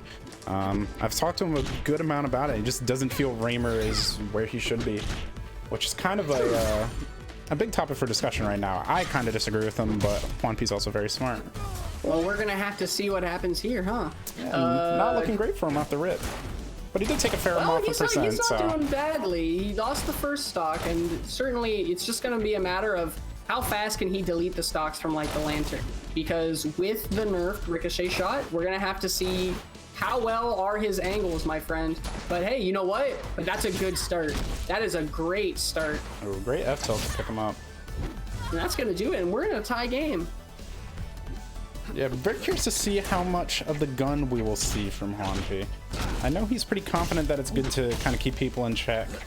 It's worth noting, though, that Whompy's never been a player that used the gun that much. Out of all of the Raymers, Whompy and Erikai are the notable ones who honestly just were content with Raymer's normals because they knew all along that Raymer's normals were fine and you did not need the gun to do well. Yeah, fine's a good word for the state of his normal. And falling a little bit behind on percentage here is Whompy, but kind of looking to clean this up. But that's something very smart, just a little thing right there that Whompy did. He double jumped off the platform towards center, but he did not land in center. He went straight back to the platform and used that time to find a good opening. I'm looking for an edge cancel downer there. Not working out and potentially could be losing a stock for it. Does avoid the banana. Oh, that fair barely is going to kill, and we're into last stock game 1. Damn, very quickly. You know what? This is looking... I hope this is a close set. I really do. Honestly, I think that Whompy, Light the Lantern, I think that they'd give us a good set if it's close. You know what I'm saying? I agree. Yeah, we have a lot of entertaining players in our set. You know, we don't really have any of the players that people are like, I have to play this guy. We have all of oh hey, you know what? We can get some good stuff from this. What an edge hog though from Light the Lantern. That was actually so slick. Yeah, falling through the platform just to throw off that recovery and extend that sequence. And the forward strike will pick it up at the lowest edge of that hitbox. Player 2 win. Cleaning up the stock, going up 1-0 in the series over Whompy. And that's gonna be. This is going to be telling, right? That was a low percent. It looked like Light the Lantern had a good call on what to do when Whompy's off stage. Zhurong, very good at edge guarding Raymer. Raymer's recovery, not crazy hard to deal with if you know how. Having a fast spike, though, makes it that much nicer. Oh, yeah. Especially when you can do things like down tilt or forward strike to cover down special. Yeah, you hit the nail right on the head there. Where Game number 2, I almost expect them to go, here we are, back at Wave Dash, back at the chosen stage. Right. We haven't seen Forbidden Shrine a single time today, and we've only seen Cryo Station like twice. Yeah, and I don't expect Hwampi to be picking Shrine in this matchup at all. Do you think? I don't either. Do you think Zhurong would ever pick that stage in this matchup, or? Honestly, I have no idea. I almost expect whoever wins this match, I almost expect either a run back to Wave Dash or I expect Cryo. I agree. Go. Yeah, both characters can make really good use of the 3 platforms on Cryo, so it'll be very interesting to see here. Ooh, Hwampi using a pretty cool movement technique there. Uh-oh. But, like the Lantern staled his nair a little bit. This is the disrespect we were talking about. It got into Meeks' head. Hopefully. Will it get into... a little bit of overconfidence, possibly. Or the exact amount of confidence. Head, not Meeks. Trying to read the landing with the ricochet. Unable to do so. The forward throw dash attack off stage. And he uses the fast fall to get back on stage and just avoids the up strike. Barely, but hey, you know what? That's okay because Zhurong swings that sword behind her, gets that nice little hitbox on the side special. Ooh, goes through the projectile with side special, and that's going to do it. That's actually a very strong punish if you see Reimer. If you have an idea that Reimer is dashing back with the side special or falling down as Hwampi did with the side special. Yeah, exactly. Yeah, Hwampi kind of struggling to get really strong openings here, even off the dash attack. He has a whiffed attack here with the back air. Not really getting those nice shards. Double back air with the And as soon as I said double back air into the side special, Hwampi studied his geometry. He knows. Oh, hey, you know what? Let's be honest. He was the original geometry, right? He was the original. He was the one going after those geometry shots before anyone else was. It's true. The classic Forbidden Shrine clip.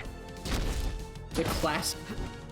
That will go down in Icon's history, I'm sure. I think that was on Malu. You know what? You're right, actually.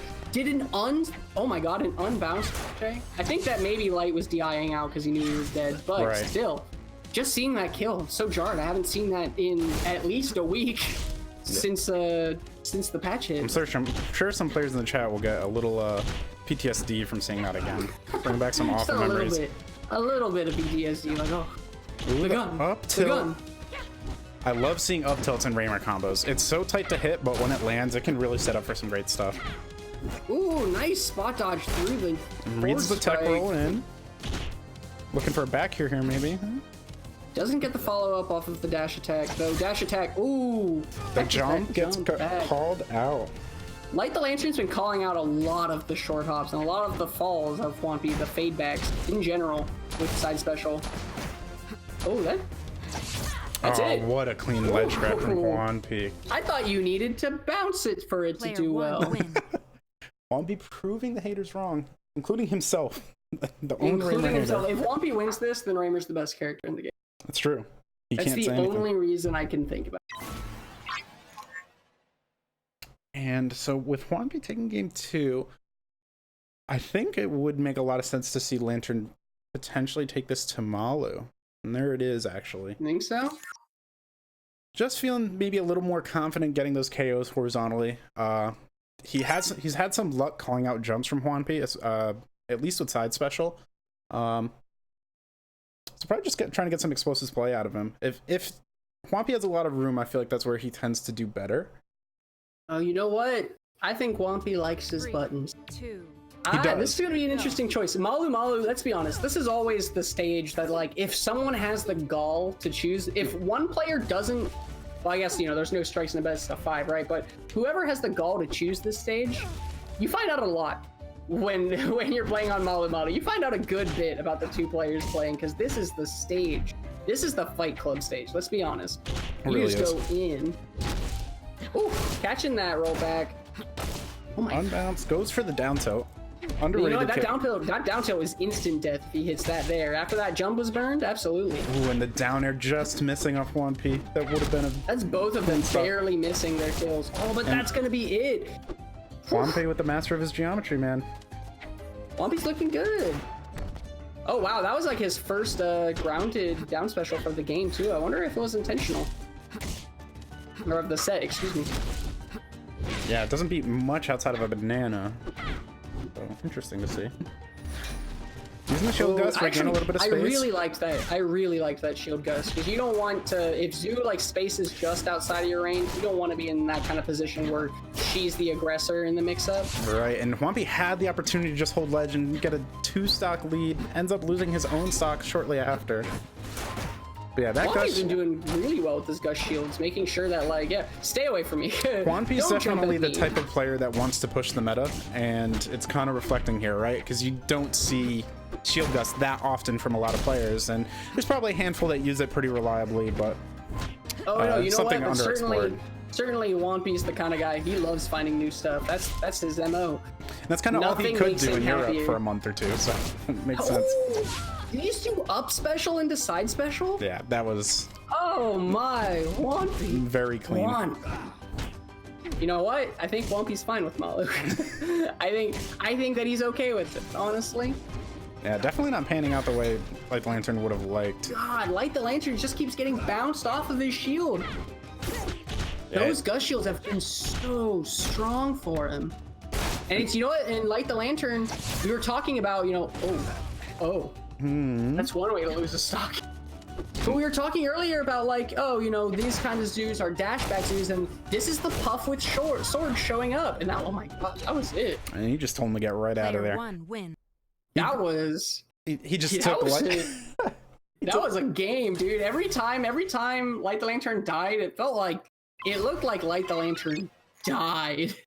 Yeah, there wasn't a lot of question whether it was making it back to stage. You saw him get hit once, and it kind of went... As soon as you get that first hit, if the percentage is right, I mean, you just got to line up the second one. You already know where they're going to be. Ooh, we're going back. Light the Lantern's taking them back. I would assume Light is looking for some kind of adaptation leading into a couple quick stocks and maybe trying to make Wampi second guess himself. Other than that, I don't really see why he'd want to pick the stage again, especially after that last performance. Well, you know what? We're just gonna have to see, I guess. I wonder how much more the shield gusting is gonna play out, right? Because that's a big deal right now. Because we've seen Light the Lantern has gone. Look at this, that full hop fair. This has been how Light the Lantern has approached against everybody in every single game. And again, almost getting that early KO with the dare, but just out of range. Reimer kind of falls out of combos a little bit more than some other characters you'll see. That's kind of working out for Wampi here. Oh, hey, you know what? I like that he followed him out there, even if he didn't end up getting the kill. And great confidence to DI away, too, on the forward air by Wampi. And, miss input. The unfortunate. That's not what you want to see, ever. I'm curious what he was going for there. Was he just going down special back to ledge? Yeah. Almost certainly.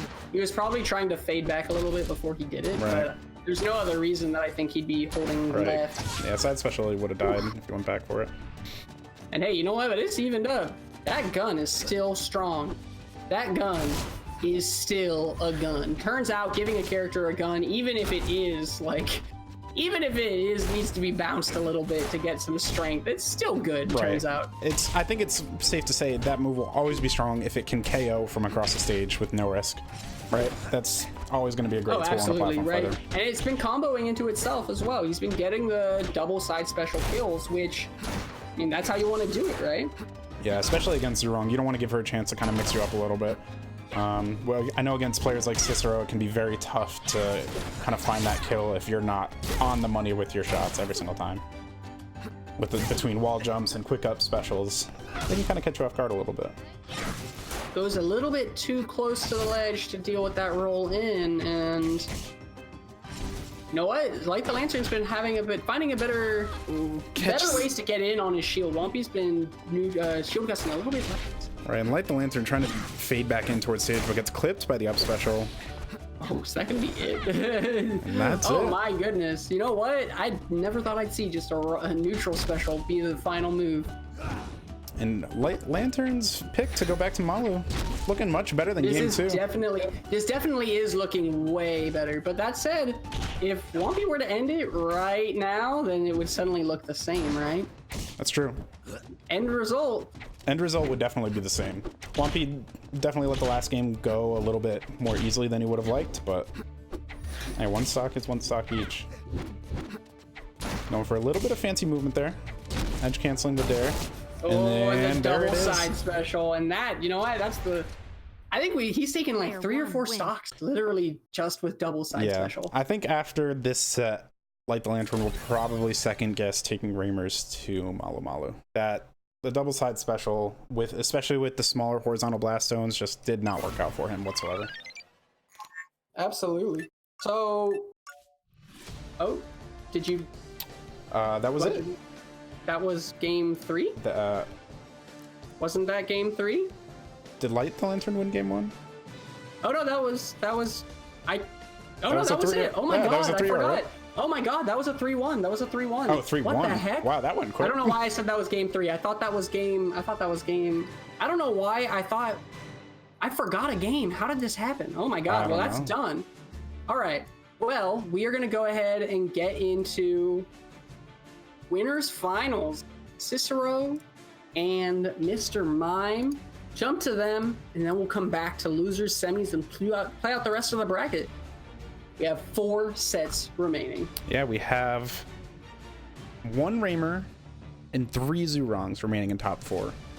Juan P looking to take Raymer to the top again, but he has a Sea of Swords to fight his way through. And Cicero looking to basically take on a new matchup against Mime with Mime's Zoorong. I don't know how much they've played in lobbies or anything like that, but I know Cicero definitely has a strong urge to beat Mr. Mime. Absolutely. Congratulations to Wampy. Looking really good. Glad to have him back, honestly. And Light the Lantern's a good win. We were already talking about how Light the Lantern is, on that come up. Mr. Mime is actually unavailable to do the set right now. He's going to need like 10 minutes. So here's the question. Do we want to just go ahead and try to do loser semis, or do we want to go ahead and... If the players want to do it, Wampy's saying he wants to do it, so it's up to Gengar if anyone knows where that man is. Man or woman, I guess. We don't know. Right, absolutely. We have no idea who or what Gengar actually is. All right. Ultimately, this is actually maybe the set I'm most interested in how it goes, actually. Wampy versus Gengar. Okay, this would be it. If Gengar were to beat Wampy, that would be cool. Yes. That'd be it, dude. That'd be like that'd be the Gengar on the map. Then, oh my god. If that happens, we have to get a detective, right, to figure out who this person is, because people don't just appear and beat Wampy. Like, investigating, like, who is Gengar? That should be like a... that could be a Combat Lab sanctioned event. Who is Gengar? That's true. And it's like Gengar faces everybody. The Gengar Gauntlet. I'll have to get an interview, and it'll be one of those like 60 Minutes Mafia member interviews where they're all shadowed out and they have the voice changer. No one knows who it is, but we will find out. And it looks like they actually got into the match here, so... Oh, cool. So Wampy just needs to send you the info. Correct. We can get going. Zoorong versus Raymer. Once again, we have nothing but Zoorong and or Raymer in this bracket going forward. We've had 3 characters in top 6. Right, and the highest placing character that is not Raymer or Zoorong would have been Zik in top 8 with Kid. Or Shawnee, yeah. Well, no, and Aaron got... Did Aaron play? Oh, that's right. Well, Aaron played Zoorong against Swampy. Oh, against Swampy? Okay, but Aaron definitely played Zana against Gengar. Yeah, he played Zana and Kid, actually, because he played Kid against mine. Yeah, I was about to say, Aaron, I struggle way more with Aaron's Zana personally than I do with Aaron's Zoo. Pretty good movement by by Aaron. I'm still waiting on this info here. As soon as we get it, we will get this set rolling. So just as a quick reminder, we are going into loser semis first, mainly because Mr. Mime is not ready to do winners finals. Mr. Mime started doing something else because he was waiting for. Let's see. Mime has been waiting for 45 minutes now, and so he's finishing up whatever he was doing. So we're gonna go ahead and do losers semis, winners finals, and then losers finals immediately after. We're gonna go ahead and wrap up this tournament. Yeah. And here we go. We got the info here, so we should get this going real quick. Ooh, this is so exciting. Okay. Who do you think's got this, Shakes? I mean, it's hard to say, right? I'll tell you right now. I love Whompy. Yeah, I know where this is going. But I am cheering. For this dark horse, dude. I love it. Nothing makes me happier than this like storyline. I love it when like players just kind of randomly just come up and blow everyone up on their path, right? It would be so sick if Gengar got to top 3 of this. Especially, it's not an Ice Climbers either, so there's nothing to worry about there. There's no flukes into getting their way into this position. Absolutely, so. I mean, Gengar does play Zurong. That's true. Let's be honest. If you don't play a Shawnee, then you're a dishonest player. Unless you down tilt as a Shawnee. If you use a Shawnee's down tilt, then you are also dishonest. That's the trade-off you get, guys. I don't make the rules. It's just that's how the game is. That's how the cookie crumbles sometimes, you know. And we should be getting started here pretty soon. I think they are just running through stage advance here. Yeah, I imagine. I'm sure any moment now. I wonder if they're gonna do a lag test, because in Gengar's sets, they've done like full game lag tests. Right. I'm sorry, in Whompy sets has done full game lag tests. Gengar has been fine to just go into the game though. Yeah, so this will definitely be on Whompy here. If we see him stay on stage, then yeah, we're gonna have to see what happens. Wave Dash Arena for game number 1. Yep, the classic neutral stage. I'm very excited. And So we've got another Zurong versus Raymer. This is gonna be a powerful. Go. How many times will Whompy win with the double side special? Well, it's not Malu, so he'll have Gengar. Ooh. Gengar just ran across the stage. Gengar just did that. No one even knows who this man is. Person. Oh my god, Gengar's here. Dude, Gengar knows. Okay, Gengar knows something. Gengar knows who Whompy is. There's no reason he would have done that if he didn't have some kind of idea what's going on, right? Yeah, we're gonna need some analysis on this footage and pick up on some Gengar habits. Guys, we're gonna need some cross-referencing. Get some footage of every player's Zurong. We need to figure out who this guy is. Can someone triangulate his position? Get some good research terms in there. Can we track his IP, please? Yeah, can zoom and enhance, please? Thank you. But Whompy kind of just poking each other back and forth here. Whompy trying to keep him away. No one's got anything crazy, but those guns do a lot of damage. With some slick movement, double jab into here grab. We go. That's the grab. Oh no, but you know what? He risks it all with that tech chase. And my god, they both bamboozled each other back to back. I can't believe that we just witnessed the Zurong side special into the Raymer dare. And you know that side special Whompy went for after the spike was way closer than you might think. And does this count as a double side special? There were 2. Yeah. There were 3. He won with 3 side specials. Well, that's true. And 2 that connected. What a dangerous character. And yes, we will be watching Cicero and Mime after this. They're in winners finals. This is losers semis. Gengar is swinging though. Holy moly. Gengar is going for a lot of... He's playing kind of like he played versus Mies, where he's like kind of calling out the aerial paths that Whompy's going to take. But Whompy's been playing pretty conservative with how risky he's landing. Right. Ooh, that's... Oh god, that'll do it. That'll do it. You can't just run up there. Ledge dashing is good, but it's not that good. You can't just do that. Definitely gonna have to respect your opponent there. And Whompy, that is some range on that down tilt. The double down tilt. Oh, Raymer's down tilt is incredibly good, dude. It's fast, strong, has a great range. Yeah, for sure. But you know what? It's not forward tilt, and that's why you didn't see it that often. Right. Though sometimes just as deadly at the ledge. There. And Whompy kind of looking a little scared there. Kind of shark center instead of just like poking with up air. Right, force Whompy to do something and react to his movement. Whew, that was some great patience from Gengar. And just time enough to get that side special. It. Yeah. Swampy totally fine to just run back and take those shots at Gengar, get him up into a little bit higher percent. I take back what I said about Swampy not shooting the gun as much, because Swampy is shooting that gun. It is worth noting we have seen 0 neutral special. Do you think that might be a little more matchup dependent, or just kind of the move in its state right now? I think that it's honestly, it's not tournament ready. I'll say that. I'm not going to make any calls about whether or not it's good or bad, because we've seen some varying opinions on that. But it's however good it is, it's definitely not developed enough that, like, you know, Swampy can just throw it out in tournament, I think.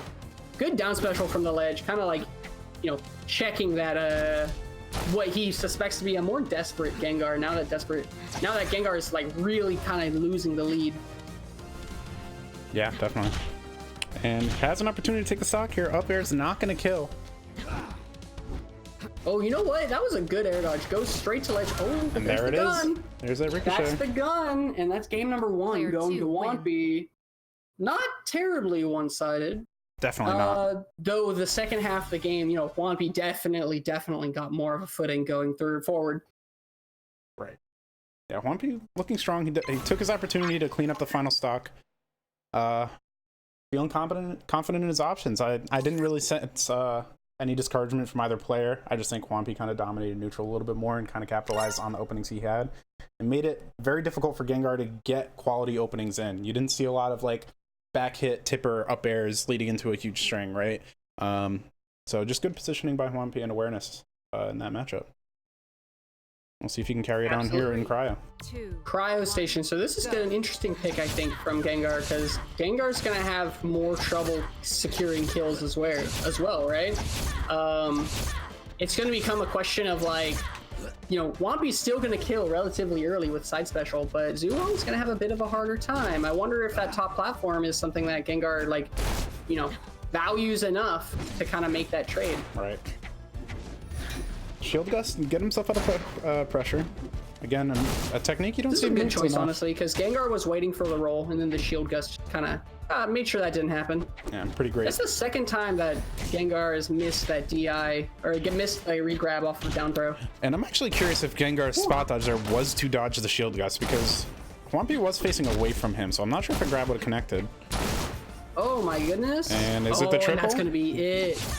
And he holds that. Nice. It. He couldn't even make it back. Gengar not looking so hot. Oh my god, what a banana to stuff the approach. That Shield Gust was so smart, but the banana was also very smart, I think. Both very strong defensive options coming out of these players. Doing the shortest charge banana is actually very strong in this matchup. That was actually what a Gengar. Wow. That was such a good corner situation from Gengar. Yeah. He was ready for every single thing that Swampy did. Yeah, that was just great capitalization. You know, it's great preparation. Just good positioning from Gengar, making sure that he was ready for the roll in, ready for the up special, ready for every little thing that could have happened. We talked about it before, right? Being a disadvantage in this game is a very tough spot to be in, and a lot comes down to how you deal with that. Well, being in the corner in general is harder in this game. You know, if you're in the corner in this game, you know, rolls are generally better than they are in other platform fighters, but every other character does a much better job of killing you, because the ledges are also a lot more rough to be on. Yeah, and with the invincibility being as short as it is, with kind of decaying invincibility on regrab right away, it can be a scary spot to be in. Ooh, goes for that side special. Yeah, that was definitely a call out. Has not been working out. All right, Swampy, the dash attack into up special. All right, buddy. But hey, you know what? That's a good call out on the DI, because Gengar has been constantly DIing out. Great reaction by Swampy there on either the missed wave dash or wave land to turn around up strike. Oh, doesn't get. I think that Gengar was looking for like a forward strike there or a neutral special. Doesn't get either though. Yeah, Swampy's turning on the jets a little bit here. Oh, but that's right gonna away, be the Thundercats. Gengar's still in this, but he's gonna have to make sure he doesn't get back-aired. Back airs, grabs, dash attacks. Those are the things that Gengar's. The trip. Is that a shield throw? The tripochet, as some would say. Oh Connecting. No, the forward special, forward strike from the ledge. Oh, doesn't get to ledge in time. Really good. That was actually a great heat spot from Gengar. Does not get the dare out of shield to punish that up strike. the tight timing. Upstrike actually way more difficult. What? Okay, that was a shot. That was a shot, though. And my initial reaction, I saw him line up the shot. I was like, oh, he's too far back. What's he going to do? Does he just check out the shot early to try to reposition? No, he says, I don't care where I am on the stage. I'm hitting this man. That was actually, that was an impressive shake for sure. And that was pure confidence. Oh, yeah, no. Swampy's looking good. None of these games have been very, like, super dominant or super, like, but they've all been decisive, right? Yeah. We've never looked, these games have all looked like, oh, Swampy's ahead. Swampy has a handle on what's going on. Sparks of greatness from Gengar. Gengar has had some good stocks and some good stuff, but whew, yeah, Swampy's looking good.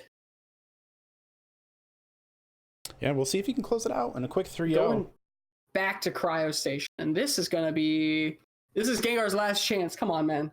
Right, and I'm rooting for and the with underdog. Swampy not looking so dominant off the beginning of this tournament, if he goes into the set with a 3-0 going into losers finals, you have to start thinking that he has his eyes on first place and is trying to do everything he can to make that happen.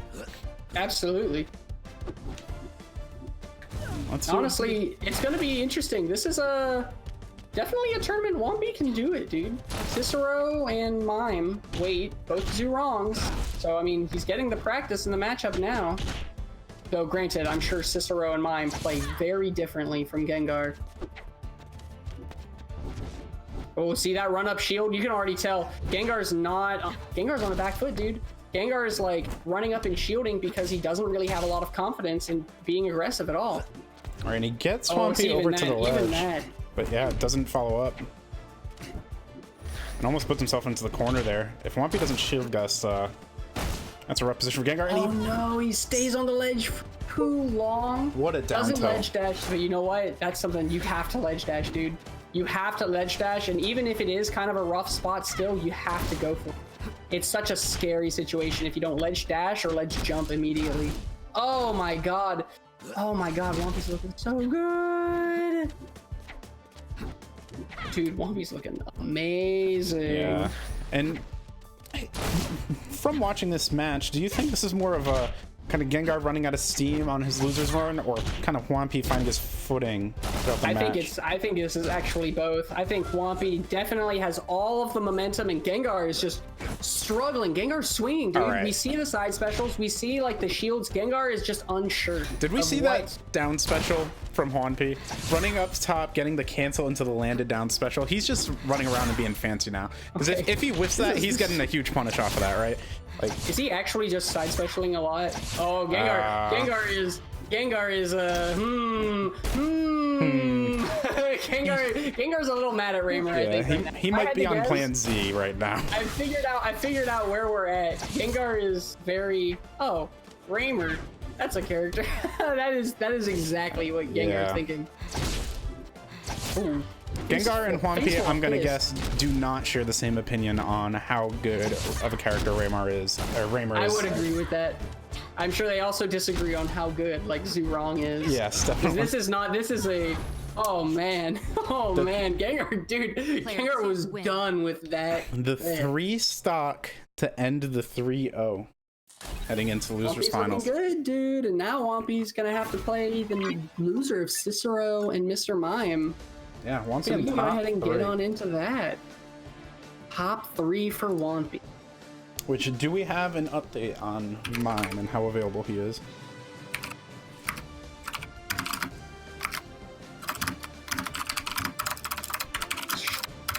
Lobby info. Bam.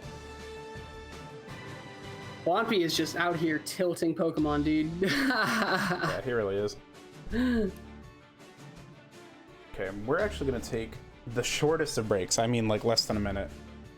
Just bear with us for 1 second here while we get this info and get it set up, all right? We'll be right back.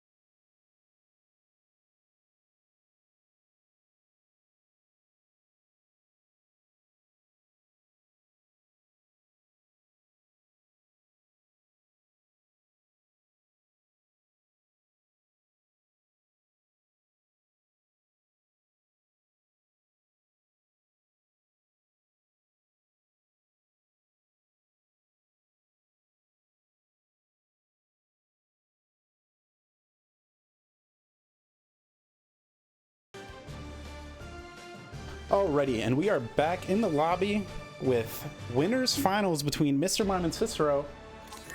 A Zurong ditto. Winners finals, Zurong, the best girl in Icons. I think we can agree on that. The best female character. Yeah, I can agree. Ashani probably a close second, but shoot, you know what? I didn't even think about that. I just thought of like Zurong and Zana, and I was like, oh, that's it. Don't I feel oof. Do we know if Afi and Galu what their genders are? Genderless. If they have them, they are genderless. Cool. Yes. They are rocks, in fact. They are That's true. They are indeed rocks.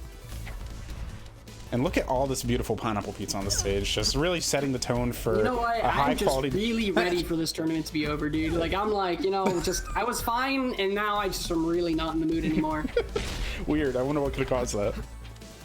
Me neither. I don't understand. Right, they both went for it, both of them out of range. That is how you know. Yes, it's shamelessly named after me, but Cicero showing some love. I know he did that shake slide at the beginning for it to be called out. Thank you, buddy. I appreciate it. Yeah, Cicero, I think you will see ultimate tryhard Cicero. Whether he's confident in himself in this set, I don't know, but he will be doing his absolute best. I think that we're going to see just oh god, that's not how you do it. Mime trying to set the tone right off the bat. And a powerful way to close out the first stock. But Cicero looking to close it out himself and even things up. No, doesn't get it. Ooh, barely misses that tip or down strike. Ooh, it's the up air, up tilt, excuse me.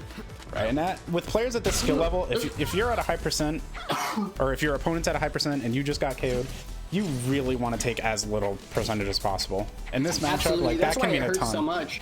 Oh, absolutely, dude. Because if you take even a little percent, that's the thing. At low percents is when you're safest from combo, right? Right. Extremely low percents, extremely high percents. When you're at super low percents, you're mostly safe from combos, and you're safe from straight hits, right? Yeah. But at high percents, you can still you can just die instantly, right? Yeah, the reverse nair here from Mime. Can he close this out? Good, man. That was a great forward air by Cicero. The shield gust into nair. Cicero's recovery, I will say it now, I think Cicero's the best recovery of any Zurong player.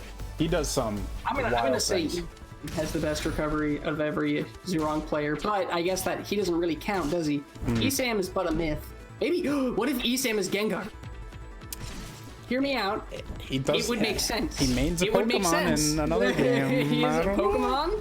Can we get a confirmation on how Esam feels about Charmander and or Gengar, please? Thank you. Does Esam like Gengar? But Mime, even to back up, one stock apiece here, and this is one of those matches that you really want to take the lead in this set, right? Like, if you're down 0-1 as Cicero, that's... Well, honestly, it's not the end of the world. Concerned. I think what's maybe more on their mind is, in the Ditto, it's very important that you get a grip on what your opponent's trying to do in the Ditto, because the Ditto is one of... that was so unfortunate. Mr. Mime goes for the forward strike. He meant to run off and bear. Yes. Unfortunate for him. Cicero, though, takes that straight to the bank. He capitalizes on that, and he's not missing that down air. That one did not live. No. Excuse me. Thank you, sir, for this stock. Allow me to show you the door. Yes, this is what we call being down a game. You know what? Cicero is like, what Cicero is? Cicero is like a bouncer with a sword, Like Cicero he finds you, he realizes you're underage, you're not allowed in this club. I think you've had a little too much drink. Allow me to show you the blast zone. Like that's the Cicero. That's the vibe you get, Yeah, Cicero, he escorts you out there. He'll follow. He fares. He follows you out there with fair. Hey, man, if you're not on the list, you're not getting in. You're not on the list, then this is it.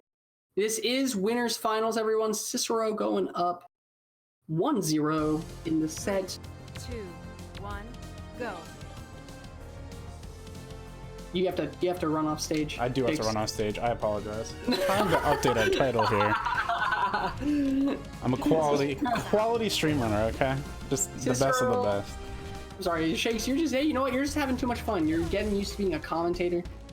It's true. Cushy job. All right, getting right on into it. There we go. Oof. And the, oh my God. That was such an early, he did fair up special at like 8%. Cicero, he likes that move. Cicero loves up special and back air. Cicero! Oh, the regrab! Stop! Do we have dare loops? Oh my god, our dare. I thought they nerfed this. Did they not get rid of this? Cicero's feeling himself. I told you, man. Dude. The reverse. Oh my god. The reverse there. That was insane.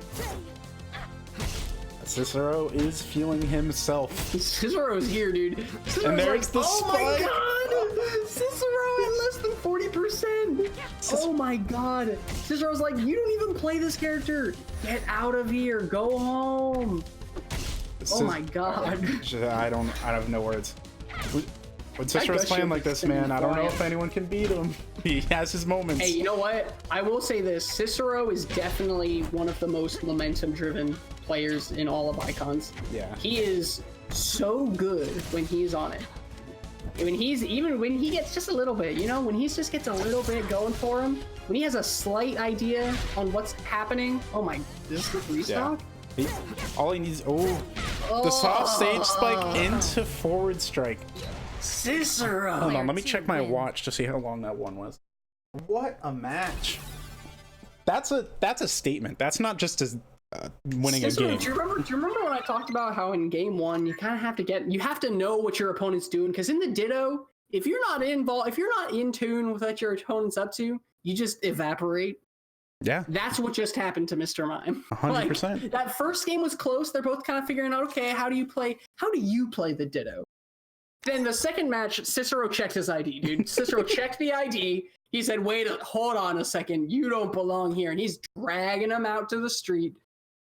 And with that, Mr. Mime pulls out a fake one real quick before we go further than he can come back from, right? yeah, Mr. Mime's gonna have to find someone else's ID to find his way back into the set. He's gonna need a friend. He's gonna need a friend to vouch. You know, bring him a fake birth certificate. Hopefully, as a twin brother or something, right? Like, a twin brother, absolutely. I guess I wouldn't do the same age, but whatever.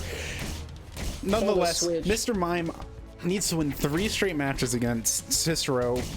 When Cicero is on his game, I mean, yeah, Cicero's looking good, dude. This is quite the uphill battle. Cicero's doing such good job pressuring Mime too. You know, he's running in, he's getting those down tilts, down tilt jab, running in, making sure, like, and you see that Waveland? Yeah. He goes for the fair, Waveland's back, and that's such an aggressive but safe thing to do. At the end of the day, Cicero was in no danger of getting hit, but my God, was he ready for any rolls? He was ready for any whips. He was ready for anything that Mr. Mime could have done.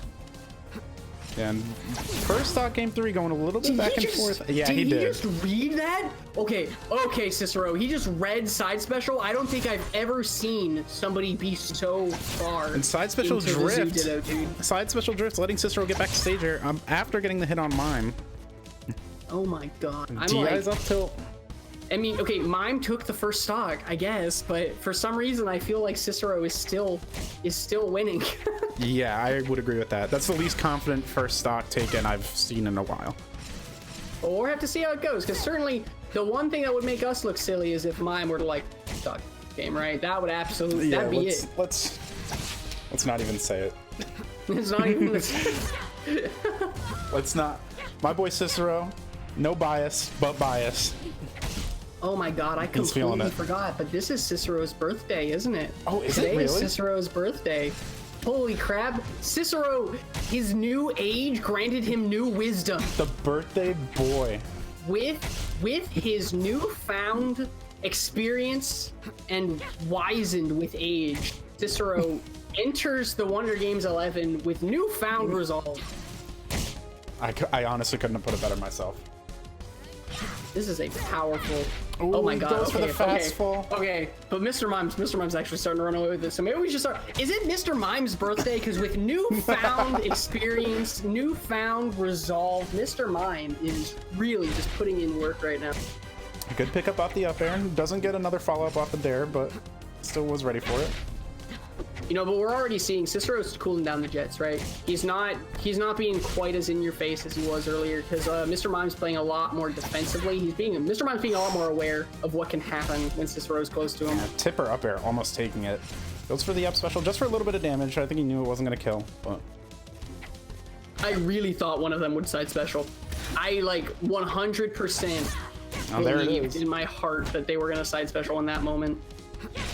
All right, well, something make us look stupid. Mine goes. Cicero could have come back. I think right? that was actually a reverse up special attempt. I think he was trying to get back the ledge backwards. Cicero hopping in the chat to let us know that was a big oops. Oops. LOL. Cicero, I wonder if he's listening. Happy birthday, Cicero. Yeah, happy birthday, buddy. Please don't be listening, but also happy birthday. He's probably turning like 45. Because, you know, that's really like when you've hit that age, that's when you know about the world, you know? It's true. You hit that, and Cicero, the world opens up and he realizes these are just kiddie games.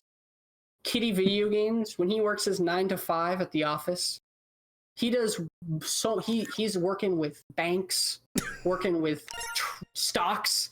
He comes home, he's like, oh, compared to what I do at work, Mr. Mime, child. I mean, you can't really refute it with the gameplay we're seeing, right? I mean, that's just like 100% what we're looking at. Plays with stocks at work, plays with stocks at home, dude. This is where we're at. Go. Hopefully he gets more stocks at work. Stocks, yeah, no kidding. All right. And Mime letting us know his favorite food of choice is still... Yeah, you know what? You know, Cicero has that Ashani one literally just in case I play against him. I believe that 100%. I've really built a name for myself. Honestly, like, this winter's finals... But Pip is nowhere to be found. Pip is nowhere to be found. Let's be real, though. They've all backed off. They know.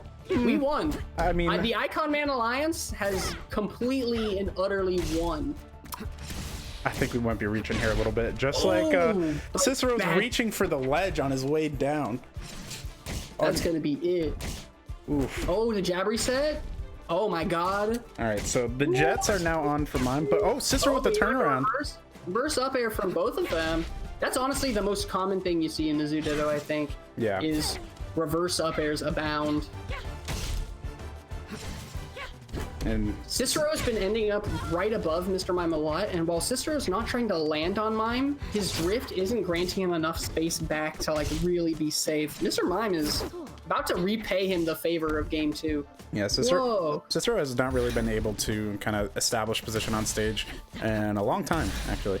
And as soon as he has, now kind of seeing a little bit more hope. That's the kind of play. Cicero, he's swinging. He's getting a little desperate. Oh. All right, so it works. That type of thing. Unquote. That type of thing might turn this game around. So was that side special a mistake or a good idea? That's the real question. Or both. Or both. Maybe it was both. Let's be honest. Good idea to make that mistake.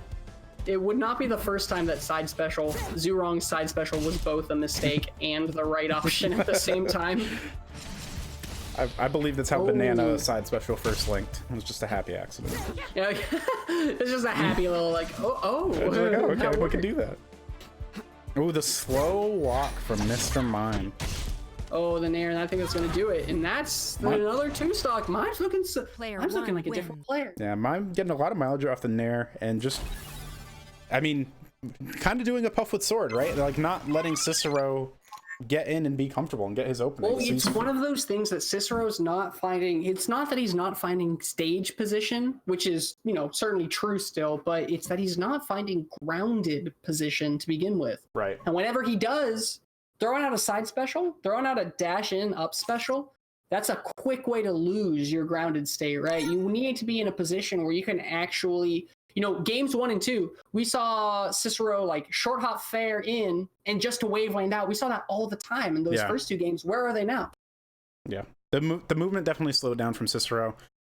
You see him a lot of the times get a really aggressive stock and a quick combo to kill, and then immediately is wave dashing and wave landing everywhere, moving at the speed of sound, right? And then that last game, kind of not that fast, right?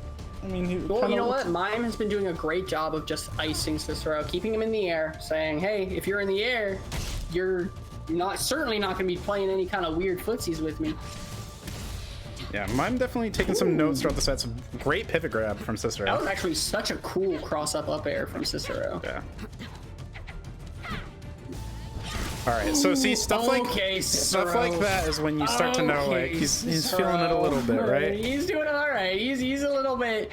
He's doing this, but see, that's the kind of thing that he wasn't doing the last game. He was landing with like fairs. He was landing with dares in games 3 and 4. Right. Landing with that neutral special. Hopefully, that's a sign of a new man. But you know what? Oh, the DI in, but I guess he gets out of it anyway. Again, another reversal. We're seeing quite a few of those this set. Oh, barely misses that dare. And Mime gets his opening. Looking to get a KO off of it. Cicero landing okay. Dash attack. Just a dash attack, calling him out, calling that back movement. Ooh, I like that. Going straight to center, throwing out that forward tilt. Who says F-tilt needs a buff? Okay, Cicero's also been missing a lot of these dares, and it's unfortunate because he's been missing like very high payoff dares. Ooh. Yeah, he does get the stock, but yeah, I very much agree. When Cicero's playing his best, he's going out 100% confident in his edge guard. There's no hesitation, and we're kind of seeing a little bit of that. Okay, he's back. Mime does get back. Say, that would have been so bad for Mr. I don't even think Cicero wanted that to happen. No, I don't think he did. Cicero didn't. Cicero got off the ledge. Cicero was, he was being chill about it. He was like, all right, let's have a good set, not a set necessarily that I just win. And Cicero with another wave bounce banana, getting him a tune opening. Cicero is doing a lot more of his ground movement that we were seeing in the first 2 games, and I think that's helping him a lot. That's the classic. God, Cicero loves wall jump into instant up special. And there's the That is not the DI you can do on down air. No, he had to DI into He stage. DI left for back throw, and his DI left got him into the DI mix-up for down throw. Yep. Jeez. Wasn't able to react to the DI and got punished for it. Mime looking clunky. He had an opportunity there to get that kill. This is suddenly looking a lot more like game 2. Oh, did you see that wave, that air dodge back? Yeah. Cicero has been having a really good job of like because Zoo's attacks, they're almost surgical. They're so fast, and they have pretty not amazing range, but they have the disjoint. And so he's just air dodging and wave landing back immediately after to get as soon as possible. Wow. And he gets back to the ledge. I'm stunned. I thought he was dead. We almost saw for the first time ever a shield gust killing a countering Zurong. And he somehow makes it back to stage. Wow. Yeah, no kidding, right? I know, I've never seen that. For sure. And Mime's still slowly but surely making his way back into this game. Even if he gets his stock with no percent, he's not in the best position percentage-wise, but I mean, being down as much as he was. Ooh, that was such a good neutral special. And Cicero, I think he really just needs to get like, oh, well, you know what? All right, 88%. Is that going to be enough? The pressure's on. This is game 5. This is for grands. Yeah, and again, the B reverse banana. He's been getting so much mileage off that all set. Yes, and that's it. And the double fair, Mr. Mime was DIing out, trying to drift out of range, and Cicero is going to take it 3-2. The going birthday on to boy. Grand finals. Happy birthday. Taking it to game 5 because he turned 32. So he wanted the 32. 11 years old today, and so he's in grand finals of the Wonder Games 11. What a hero. There we go. What a hero. And we're going to have Whompy versus Mr. Mime now. Yeah, 11 years old and working in the stock market. Honestly, very impressive. It's very impressive. Working the stock market at work, working the stock market at home, too. It's just what a guy. With his job as a bouncer on the side, it's really impressive how much Cicero does in a day. Hey, he's committed to what he loves, right? And I have a lot of respect for that. Just taking stocks. And let's see here. Whompy versus Mime. Now, if you had asked me at the before this past set how I thought Whompy versus Mime would go, I'd say there's a chance that it goes game 4, game 5, right? Mime's probably favored.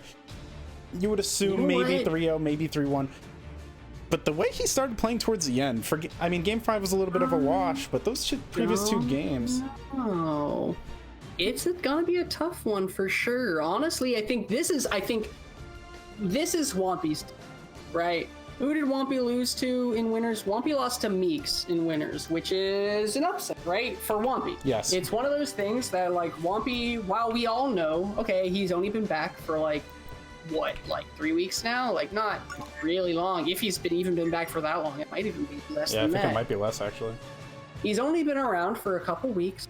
So, we're all expecting him to get back into the groove of things, but that doesn't change the fact that there's a high bar for him to hit, Yes. So we're really going to have to see if, even if he beats, if he loses to Mime Zurong here, that can be telling. Definitely. And honestly, I think there's a lot to be said for Mime Zurong here as well, right? If you're seeing him just really in the Ditto previously. Oh, that's true. This is going to be our first time seeing Mr. Mime against we saw him against Ashani, right? Ashani, yeah. We'll have to see, because Raymer generally considered pretty strong against Zurong. Raymer does a pretty good job of stuffing Zoo's aerials. Zoo's I mean, when Raymer's shooting the gun at you, it's pretty hard to get your bananas out there, right?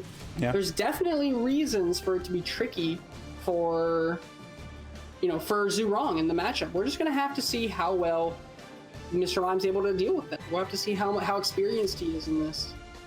For sure. Hwampi definitely having the advantage on time spent on his main, but again, like we said before, Mime is not a one-trick pony. He's not a Wei Shan player. I think we can take the Mr. Mime doesn't play this character. I think we can actually throw that out the window right now. He's not against Ulci. He's not against J-Fist. He's not against, Magi or Liberation or someone like that. At the end of the day, Mr. Mime is perfectly capable of winning this tournament with Zurong. Very much so a possibility. 3. And even after this, we're going to have to see how Cicero does against Hwampi, because I imagine they play a lot. We might have a Dwy Grand Finals. That's true. Wow. So far looking like connection's good as well. Dwy, of course, is the best Icons crew by a good bit, right? Yeah. Has the Cicero, J-Fist, Hwampi. Who else does it have? I know it has Pixel, but I'm thinking about good players, you know? Oh, no. I won't stand by that. I love Pixel. All right. Oh, hey, you know what, though?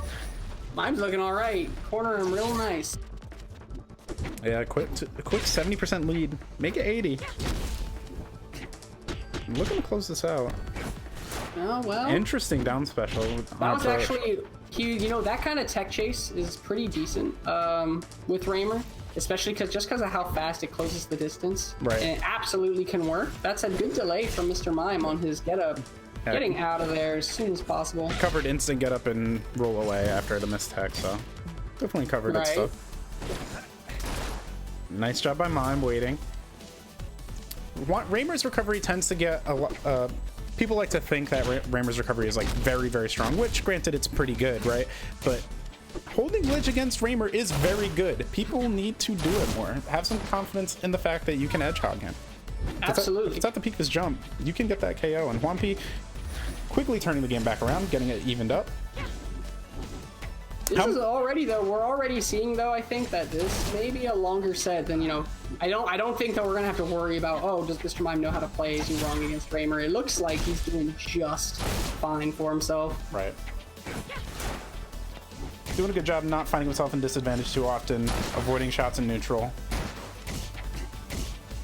And doing a good job of full hopping as soon as side special comes out. Oh, you know what? I almost think he was trying to get a reverse spare so he could try to get that dare right after. Right. Oh. Ooh. Back air him out of there. Shot. And see, but that's a perfect example of why, the banana doesn't really cover as much against Raymer. It's not as amazing because Raymer can shoot through it, and his shot will definitely do more to you than yours does to him. Up air, turning that around, avoiding the nair. Nice wave dash back from Mr. Mime, trying to bait out some options from Hwampi. And Hwampi doing a good job staying pretty safe. That was actually, you know what? Getting shots above the platform on the Combat Lab, I guess not the Combat Lab, just Combat Lab. That's us. But getting nice up strike from Mr. Mime, but getting shots above that platform is actually quite difficult. It's a very tight window to do. Right. Good opener here. Oh, you know what? Getting that percent. Yeah, that's. And you know what? That's it. That's game one. And Mr. Mime with the 2-star. Player 1. So based on you know what? Go ahead. The only reasoning I can think for this is that Zurong wins like 90-10. Hwampi beat Gengar though, so we know that Raymer's the best character in the game. That's true. Because Hwampi did win against Gengar. That's true. I will say, after last set, Hwampi probably does not want to be down to Mime. Even with a 2-0 lead, it was looking a little scary for Cicero, right? I mean, it came down to last game, which he ended up taking somewhat decidedly, but Mime showed the resilience and adaptation needed to kind of bring that set down to the final game. Swampy going down early, you're just giving him a head start basically to that set. So gonna have to change things up a little bit here. Running it back to Combat Lab though. So confident he can win the matchup here. 3, 2, 1. All right, you know, coming back here, I think that's an interesting choice because it's, you know, one of those things where you do lose the ricochet shots above that platform, right? Right. I think that's honestly, that's one of the scariest things. You gain ricochet shots below the platform though. That's kind of the benefit, is you trade off all of your upper shots, but in return you can go a lot lower with your ricochet shots. There's actually a lot of stuff you can do to control a larger horizontal portion of off stage from across the stage, if that makes sense. So if Reimer's on the far left, he can control very far to the right, even with the ricochet, because he has two options to shoot, either low and have it slowly rise, or off the other platform and back down. Absolutely. So that can stuff a lot of side specials. Right away, a little bit of a scrappy start here. Swampy's still using the shield gust, but not getting an opening off of it. And you know what? Mr. Mime has just been doing a great job of getting in on him, and Swampy not getting as big punishes as he kind of needs, right? Right. Oh, but you know what? As I say that, I get, oh my god, the drift! I tell you right now, that would not have, Zurong would have died 2 weeks ago, absolutely. I'm honestly very surprised Swampy didn't throw out an attack there, and maybe a down strike or down tilt to kind of challenge it. Absolutely, also a great point, but this stock already though way longer than it could have been. Oh, definitely. Oof. And looking for the tipper up there. Get that up air. Yeah, that up air kills though. Oh, was that a nair? Oh my god. Yeah, I believe was that so. a nair or a back air? I don't know. Actually, no, I think it might have been back air. That has to have been back air, right? To kill like that. Whew. Reverse hit of up air. Nearly getting a barely KO. lived. Not barely, he lived, and he was at the bottom of the stage. So one more of those, and you know it's over. Oh, he didn't up air. I thought up air would be fast enough. Going for the side strike. Kind of an uncharacteristic side special there from Mime. No, that's it. He disappeared. He's gone. Mr. Mime showing us a little magic trick, taking his little yellow magic wand, making Swampy disappear. Swampy looking pretty good with his movement. Building up some solid percent here. He's definitely going to look to get Mime off stage as soon as possible. There's his opportunity. Oh, and does get the KO. That's it. Not the greatest DI from Mr. Mime. Definitely and that's not. that's the tragedy of playing Zoo, especially against Reimer, right? Is you can just die instantly. Yeah. A little bit of a lag spike there, nothing major. A little bit. Oh, ooh. Almost died right there. Mime finding himself in the corner again as well. And that just kind of turns it right around. Whew. That was terrifying. You're starting to see a lot more wavelands from Swampy too. It feels like he's more comfortable in his position on stage. It feels like he is ready to reach out for a certain option instead of trying to play a little more reactively, which is nice. Okay, Mr. Mime wanted to follow him, but Mr. Mime also blinked first on the come up back.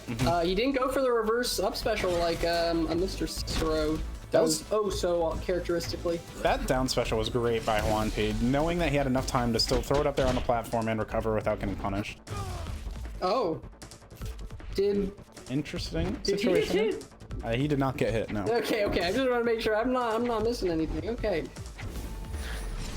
You know what? Only one or two more good hits will kill Zoo. This is Zurong, right? Kill percent is now. Right. So. Oh. But you know what? Expected him to go to the ledge. Oh, and that down tilt's gonna do it. There it is. Once he ties it up 1-1. Yeah. 1-1. Losers Player finals. 3 win. You know what? This is actually, you know what would be the least satisfying ending to this tournament right now? And what would that be? Is Mr. Mime just won. Let's be honest. Be honest. Yeah. I mean, does anyone want Mr. Mime to win with Zurong right now? Like, just to casually enter a tournament while, like, Gengar does his breakout run, Meek's doing really well, Swampy still coming back. We still have Cicero, winning in winners finals. If Mr. Mime just adds another another game or another tournament to his list of wins. Whew. Yeah, I mean, this would be extremely impressive. This would be quite the run. But we have the birthday boy sitting over there. Oh yeah, you know what? Cicero winning is definitely like the birthday magic, you know, because he wasn't even going to enter. Cicero signed up literally like a minute, 2 minutes before registration closed. I believe that. He just kind of decided like, oh yeah, I might as well enter, and here he is. You know what? He got off of his bouncer job early, kicked out all the kids, comes home. Oh, just in time for my favorite tournament. 1, go. The Wonder Games, number 11. The number games, number wonder. Dude, I'm having trouble talking today. I called, who did I call Shakes? Did I call, I don't remember who it was. Might have been Light. I think it was Light, yeah. I think I called Light Shakes. Which I mean, I appreciate it. I don't really play Zoo that much, but... Oh, you know what? Ooh, the double dash attack. That's when you know you're in for it. Double dash attack. The double dash attack is what kids get if they've from Santa if they're on the naughty list. Like KIDD or what? Like KIDD kids. Oh, because I mean their dash attack is pretty good. You know, that's certainly very true.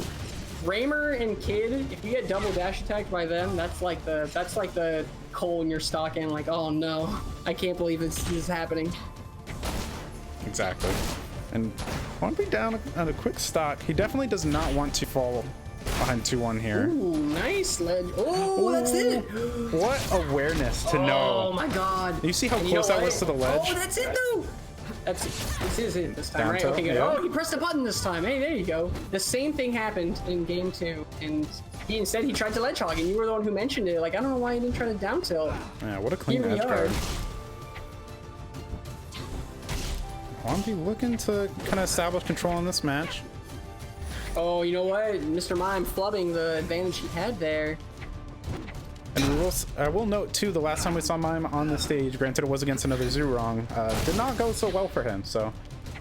Very true. Mr. Mime doesn't really, like, you know, do a lot of platform movement. That was a big thing we saw from Cicero in this game last time on Forbidden Shrine. Right. You know, not really someone. Oh, good DI from 1B, but oh, that's gonna be it anyway. And the wall was set up, and there it is. Not letting Wampi get back to stage. Oh, it almost looks like Wampi's fishing a little bit more. We've seen a lot more dash attacks, which... You know what? This is a stage, I think, that because there's the platform, and also Mr. Mime hasn't been jumping that much, that's the stock. Get him out of here. The double side special. If your opponent is staying grounded, dash attack as Raymer, a very good way to deal with it, especially when dash attack can low profile all of Zurong's aerials. True. It makes a lot of sense for him to be going for it, I think, because he certainly doesn't want to be... He'd rather be under the sword, right? Yes. As opposed to getting hit by it. Yeah. Misses the turnaround on his up strike. And honestly, the way this stock can play out could really define how the series ends up. I mean, you know what? That's twice now that Wampi didn't turn around before using his move, and that's what caused him to drop the combo. Oh, is that gonna be it? Oh, barely misses. And again.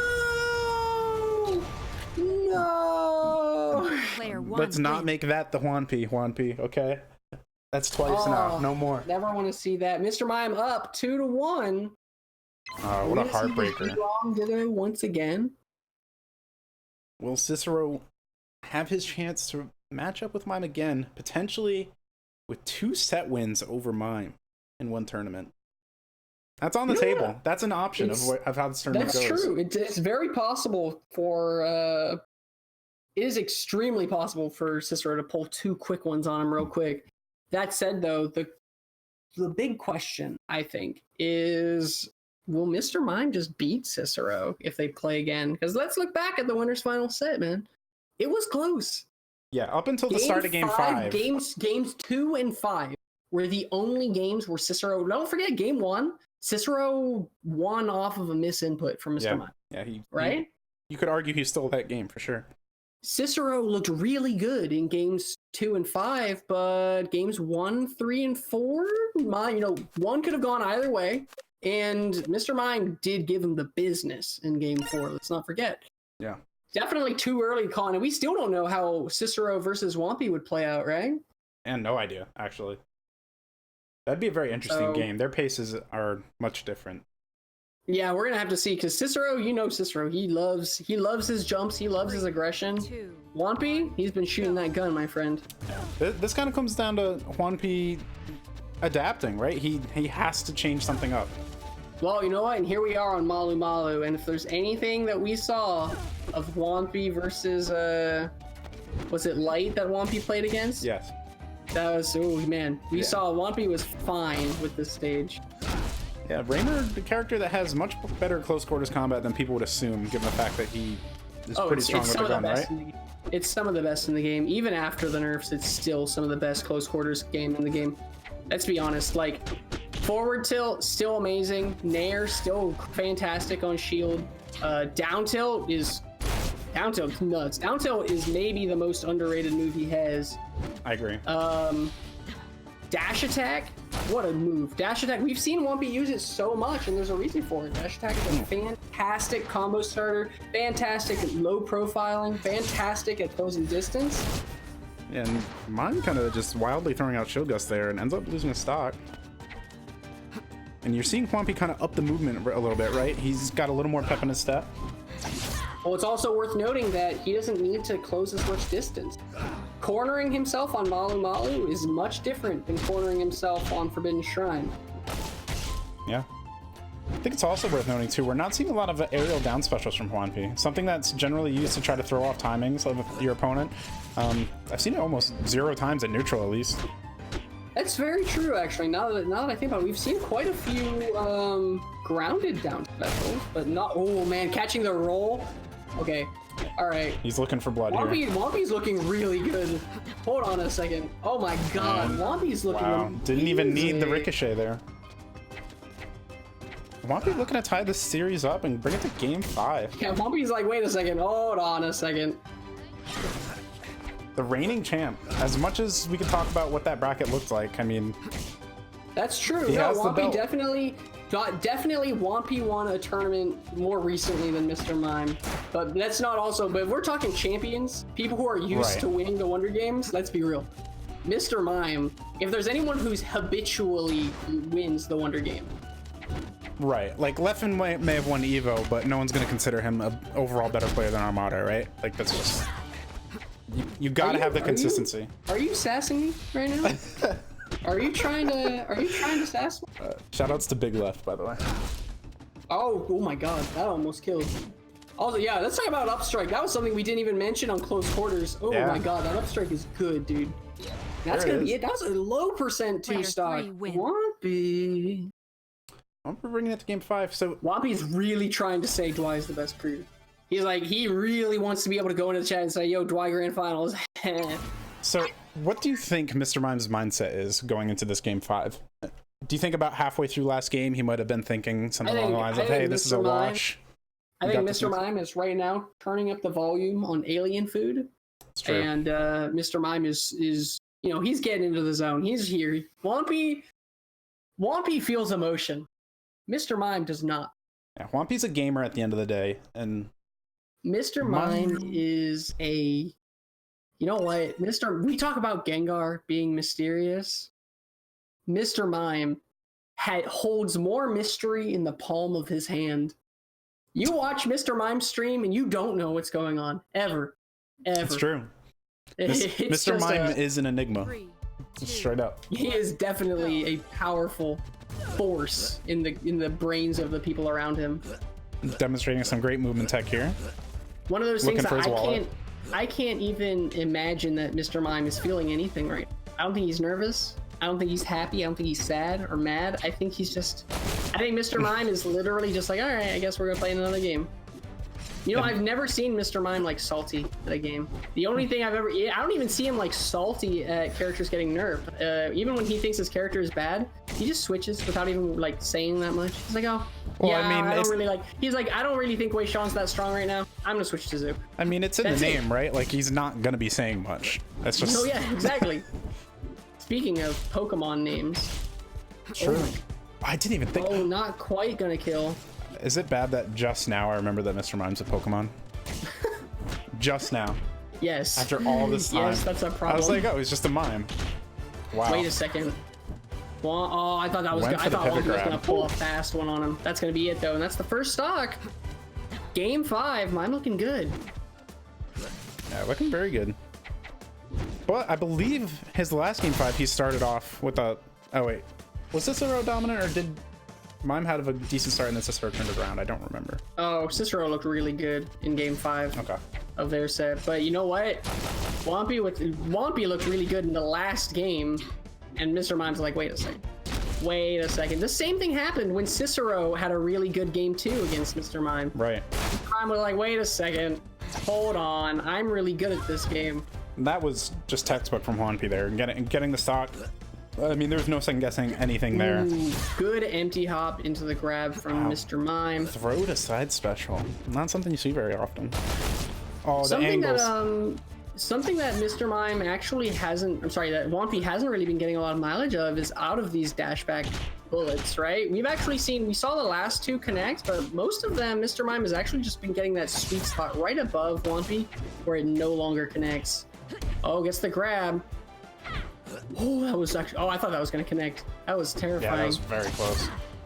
Side special, gonna get punished for it. This could be the stock. He's in an unfortunate position. Oh. Forward tilt trades. That up air. That up air. Actually, I feel like that up air might have killed if he was in temper. That was a really close up air. Trade after trade here. Whompy going for some crazy angles. Runs back and he takes the lead. That's it. Oh wait, never mind. He has a jump. Wait, it goes for the back air maybe? No. I think that's like the 3rd time I thought Zurong was dead and she just wasn't. Unfortunate that he's not able to secure that. Oh, that's it. That's it. Up throw. Up throw. That's gonna be it. All right. This is still a close game though. Yeah, this is 1 hit away from Whompy taking this back to 1 stock apiece. We could have a stock champion situation. 1 back air, 1 forward tilt. Those are the things that Whompy wants to see right now. Double ricochet. Whompy doing a great job adjusting to his position. Just going for fair after fair. Whompy really wants that aerial. He's like, please, just die. Oh my god. He still had to run. That was like a 160 death. That's not what you want as Raymer against Zurong. Still keeping it close. But if you're killing Zurong that late, not the best look. Whompy, again, he keeps going for the occasional down air edge cancel, and it just hasn't worked out for him once yet. Yeah, down air edge cancel is kind of a fad that Whompy was one of the main people who started it. Yeah, him and Erikai, right? Him and Erikai both for sure were like some of the original people to do it a lot. Uh-oh, that's a sign of him cracking. He went in with that nair. He faded in on the nair. That's a bad look. Oh no, is that it? Wow, he read that was such a read from Mr. Mime. He knew. Barely didn't connect. Ooh, there's nice the first aerial down special we see. Oh, that could not have been on purpose. Oh, but I guess it works out. What a back air. Is it? The ricochet is so close. Oh no, the down tilt is so fast, but it still has lag. Is that gonna be it? It catches the jump, but he doesn't get KO'd. Avoids the big banana. Oh. Doesn't avoid the small. Oh, gets out of there before that back air. Smart of him to hold shield. He's just looking for any way to get Mime off stage. Anything he can possibly do. That was not supposed to be an up strike. There's no way that he didn't. No, he wanted that up air. Going to reposition with the down special. Oh, this is so close. Hits the first hit of fair. Double roll to jab. They're all rolling. No, Whompy, what are you doing? Why did you do it, Whompy? Whompy, no. Whompy, why'd you do it? Whompy, there was no reason for you to do that. Why did you run off in nair of all things? Of all of the things you could have done, you chose to run off in nair? He had him right where he wanted. He had him right where he wanted. He had the opportunity to go for a shot, down air, hold ledge. What happened? Oh, what a set though. That was quite the game 5. Yeah, seriously. Honestly. And congratulations to Mr. Mime coming back to grand finals. Mr. Mime. We have 1 potentially 2 more sets to do, Shakes. Yeah, mime in the chat claiming Zoo is OP. Definitely, she has a sword. How do you beat any character with a sword? Mathematically speaking, you take a puff and a sword, and then you put a plus sign between the two, right? Like, that has to equal OP at the end. Yeah, I think Ashani wins the Zhurong Bramer matchup, honestly. It makes a lot of sense to me. You just down tilt. Yeah, that's it. Oh, 1P. What a finish. What a finish. After the most prolonged, like, flubsies, right? They were flubbing for like 30 seconds. Like, they were forever. Just like straight hits. Oh no, Whompy forward strikes. Oh no, like, Whompy missed his down tilt, but mine didn't really get a good punish. Like, so much. What a set from both of them, honestly. What a set. What a set for sure. Taking Mr. Mime, doesn't matter what character he's playing, to last hit game 5, like, you clearly did something super well. The question is, will Cicero be able to do it again? He has 2 tries. Dwai is still in this. It's true. Dwai still has a chance. Now we just need Cicero to... There he is. All right. You read my mind. We have the room info, and we'll be joining here in just a second. With grand finals of the Wonder Games 11, thank you so much, WonderBot, for coming and casting this with me. The first tournament of hopefully many. Looking at this tournament, I would really not want to be in grands of this tournament right now. I'd rather just be commentating with you. Looking at it, you know, I can beat Cicero any day I want. I don't need to do it now. Whompy, you know, he's only been back for a few weeks. He did it to him on his birthday. Yeah. No. Oh my god, it is his birthday. It is. Never mind. I would get second tournament because it is Cicero's birthday. He has that advantage. How could I forget? Cicero's been playing very well when he's been in the groove, right? Like, we definitely have not seen Cicero. We have seen Cicero fluctuate more than any other player in top 6. It's been a roller coaster of a ride for him to get into grands, but he is on the right side of grands. I think the only player who's had a lower low is Gengar at the last stock of Game 3 versus right, which was arguably intentional with a couple of side specials. Quite the decision of him. Yeah, this is I'm so excited. This is great. Cicero's been. I remember the other day I was actually talking to Cicero, and he said, "You know what? I just want the one tournament that I go in and I beat all the top players in a row." Every single one. Like, he has that drive, and while obviously this doesn't have all the top players in it, that is still a statement to indicate he can accomplish that if he comes through, beats Mimes in 2 sets, which, I mean, how many people have done that? Shakes, you know, so the Wonder Games, this is the 11th Wonder Games, right? We've had like 8 or 9 Hycons now. We've had a couple Lib versus. We've had 2 seasons of PR worthy games, right? Yep. Do you know how many grand finals or top 3s Cicero has been in? Cicero, I'm gonna say he's made top 3 twice? Like 6 or 7 times. 6 times. All right. Cicero has made it very close a lot. The only player that Cicero really never got a chance to this was back in closed beta even. This was like when Wei Shan was still just coming out. Before Mr. Mime was really a top player. This is when Mr. Mime was like definitely top 10, but not quite the tournament menace we see now. Cicero made it very close, and Ulci was always the one in his way. Liberation, fine, whatever. Cicero could do well against anybody he wanted to except for Ulci. And now we're seeing, you know, this is really his chance to finally just take one, right? And then what kind of birthday present would that be, right? That'd be a pretty good one. I know he'd be very, very happy with that. Oh, absolutely. Imagine if he wasn't. That's true. That'd be an interesting one. Ooh, wow. You know what? That was so good. He went out there, hit him with the other fair to force out the side special, and then, you know, just sets him up for the neutral special right after. And I guarantee, I know how Cicero thinks in that scenario. He intentionally went to forego the up special kill. He's like, I could do it, but I'm gonna get the spike. I'm gonna get the more reliable out. Ooh, I would have teched out. I would have teched out, and I would have gotten hit by that side special 100 times out of 100. I am so shocked that Cicero teched in right there. Holy moly. I think in this matchup, Cicero will tend to thrive. I think he has a very good understanding of Zero. Probably one of the top 2 or 3 in the game at that. And he's definitely going to know what Mime's looking for. With Mime having less time on the character, as good as he can be with it, just due to his fundamentals and how strong of a player he is, there's going to be those little nuanced scenarios, right, that Cicero has seen multiple times, and that can turn out to be in his favor in situations like that. Cicero is definitely a lot more comfortable with, you know, just the pressure, the scrappy situations, right? What a pickup there! That was on reaction.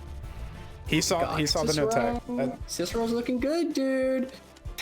I don't know. I don't want to jinx it. Commentator's curse. We already missed out on the Dwight Grand Finals. And you know what? I did say that it'd be a bummer if Mime won this tournament as usual. So that, you know, we're still in this for the commentator's curse. That's true. Oh my god. What Cicero! Again, okay, that was never I'm telling connect. you, the side specials only when he's above and beyond. He feels like he transcends and then he goes for it. Oh, he just ran around him. Cicero. Yeah, Cicero's feeling it. Reverse. Oh, he had it. No, the worst feeling. Oh, you know what? I don't think Cicero really cares right now. He's no, like, he does not. He's like, what? Cicero's practicing his combos. Bear, get out of here! My goodness, Cicero's looking so good. Cicero looking to play with his food. Man, repping Dwight really well. Cicero, you know, because when you think of, we talked about it earlier in top 6. When you think of Dwight, like the crew. You think of, you know, you think of J-Fist and Wampy would be the big ones, right? I guess we were talking about MDVA, but I think it's also like a very, you know, I think it's also like a very, with Dwight, you think of Wampy, you think of J-Fist, because they're like the ones who have been at that super top level for a longer time. And Cicero, though, he's looking really good. It is looking great. I'm telling you. Can he succeed where his comrade failed? I mean, in that game 1, it really ended with him playing with Mime, right? Like, that was not tryhard really Cicero at the end. That was just him saying, really good. I own this match, and I'm just going to do what I want with it. Go. Here we go. God, I am still sick of seeing those pineapple pizzas. I can't believe... Yo, Mime didn't do it, though. Not yet. There's time. I think Mime might be, Mime might be focused in, homed in. Falling to the dark side, no more Pip. When Mime's truly back against the wall, he does not even think about pizza. He thinks of only alien food, which is his true nutrients. I really thought he was gonna fall off stage from that dare. Right. Very lucky for Mr. Mime to not quite blow up instantly in this game too. What if side special Cicero felt the air across his face? Oh my goodness. Oh, okay. you know what? He read that jump too, or he covered it with the up special. Oh, that's no. It. Cicero is on. He's on the board. Honestly, if this was anyone other than Mr. Mime, I would have been calling it right there. Cicero landing a KO at side special means it's over, but it is Mime, so we can't count him out. Oh my god! What a recovery by Mime. Mime is not dead. You have to be cognizant of Zoo's air dodge. If you're not, then that's it. Or I'm sorry, air wall jump. If you're not, that's it. That said, though, this is looking just like game 2 of winners finals, where Cicero is just looking like in control. Yeah, this We is... have a jump. Oh, recovers. And interesting of Mime to choose to come to this stage when it went so poorly for him last time. Absolutely. Oh, the re-grab. Oh my god. He went for the back air. Did you see that bair? Cicero is so confident right now. Oh my god. Will Cicero achieve the JV? Nope. Commentators. Oh yeah, of course. Oh, see, that's how you know. Cicero got up, crossed up Mr. Mime, and then grabbed him. That's where we're at. Yeah. That's where we're at. Cicero's in it, dude. He's in the zoo matrix. This is quite the string here from Mime. Wow. Oh man, he got that reverse banana too, the B reverse banana. I think if he didn't stay on platform, that side special would have killed Cicero as well. Oh, that's gonna be an up throw, and that's it. Game up 2-0. Cicero 1 game away from winning the Wonder Games 11 from winners. And if Mr. Mime wants to defend his title, he not only has to win 3 straight games, he then has to win 3 of the next 5 on top of that. Absolutely. Mime has a hill to climb. You know what, Cicero, we've been looking these past, okay, let's be honest. This past month and a half hasn't been the greatest, Cicero. Cicero was number 13, I believe, on the season 2 PR. Yep. Cicero dropped all the way from, I think he was 6 beforehand. He was 6 last season, all the way to 14, dropping down in 8 spaces with a ton of losses. Are you kidding? Yeah. He's had a lot of bad days. And here we are. Here we are. Is he about to make his claim once again? I mean, Mime has looked pretty good on Malu Malu throughout this tournament, so and especially with it being the Ditto, right? Well, I mean, any stage is really up in the air. Let's remember, Wonpy did all right against Mr. Mime on this stage, as I recall. This is the grab follow-up.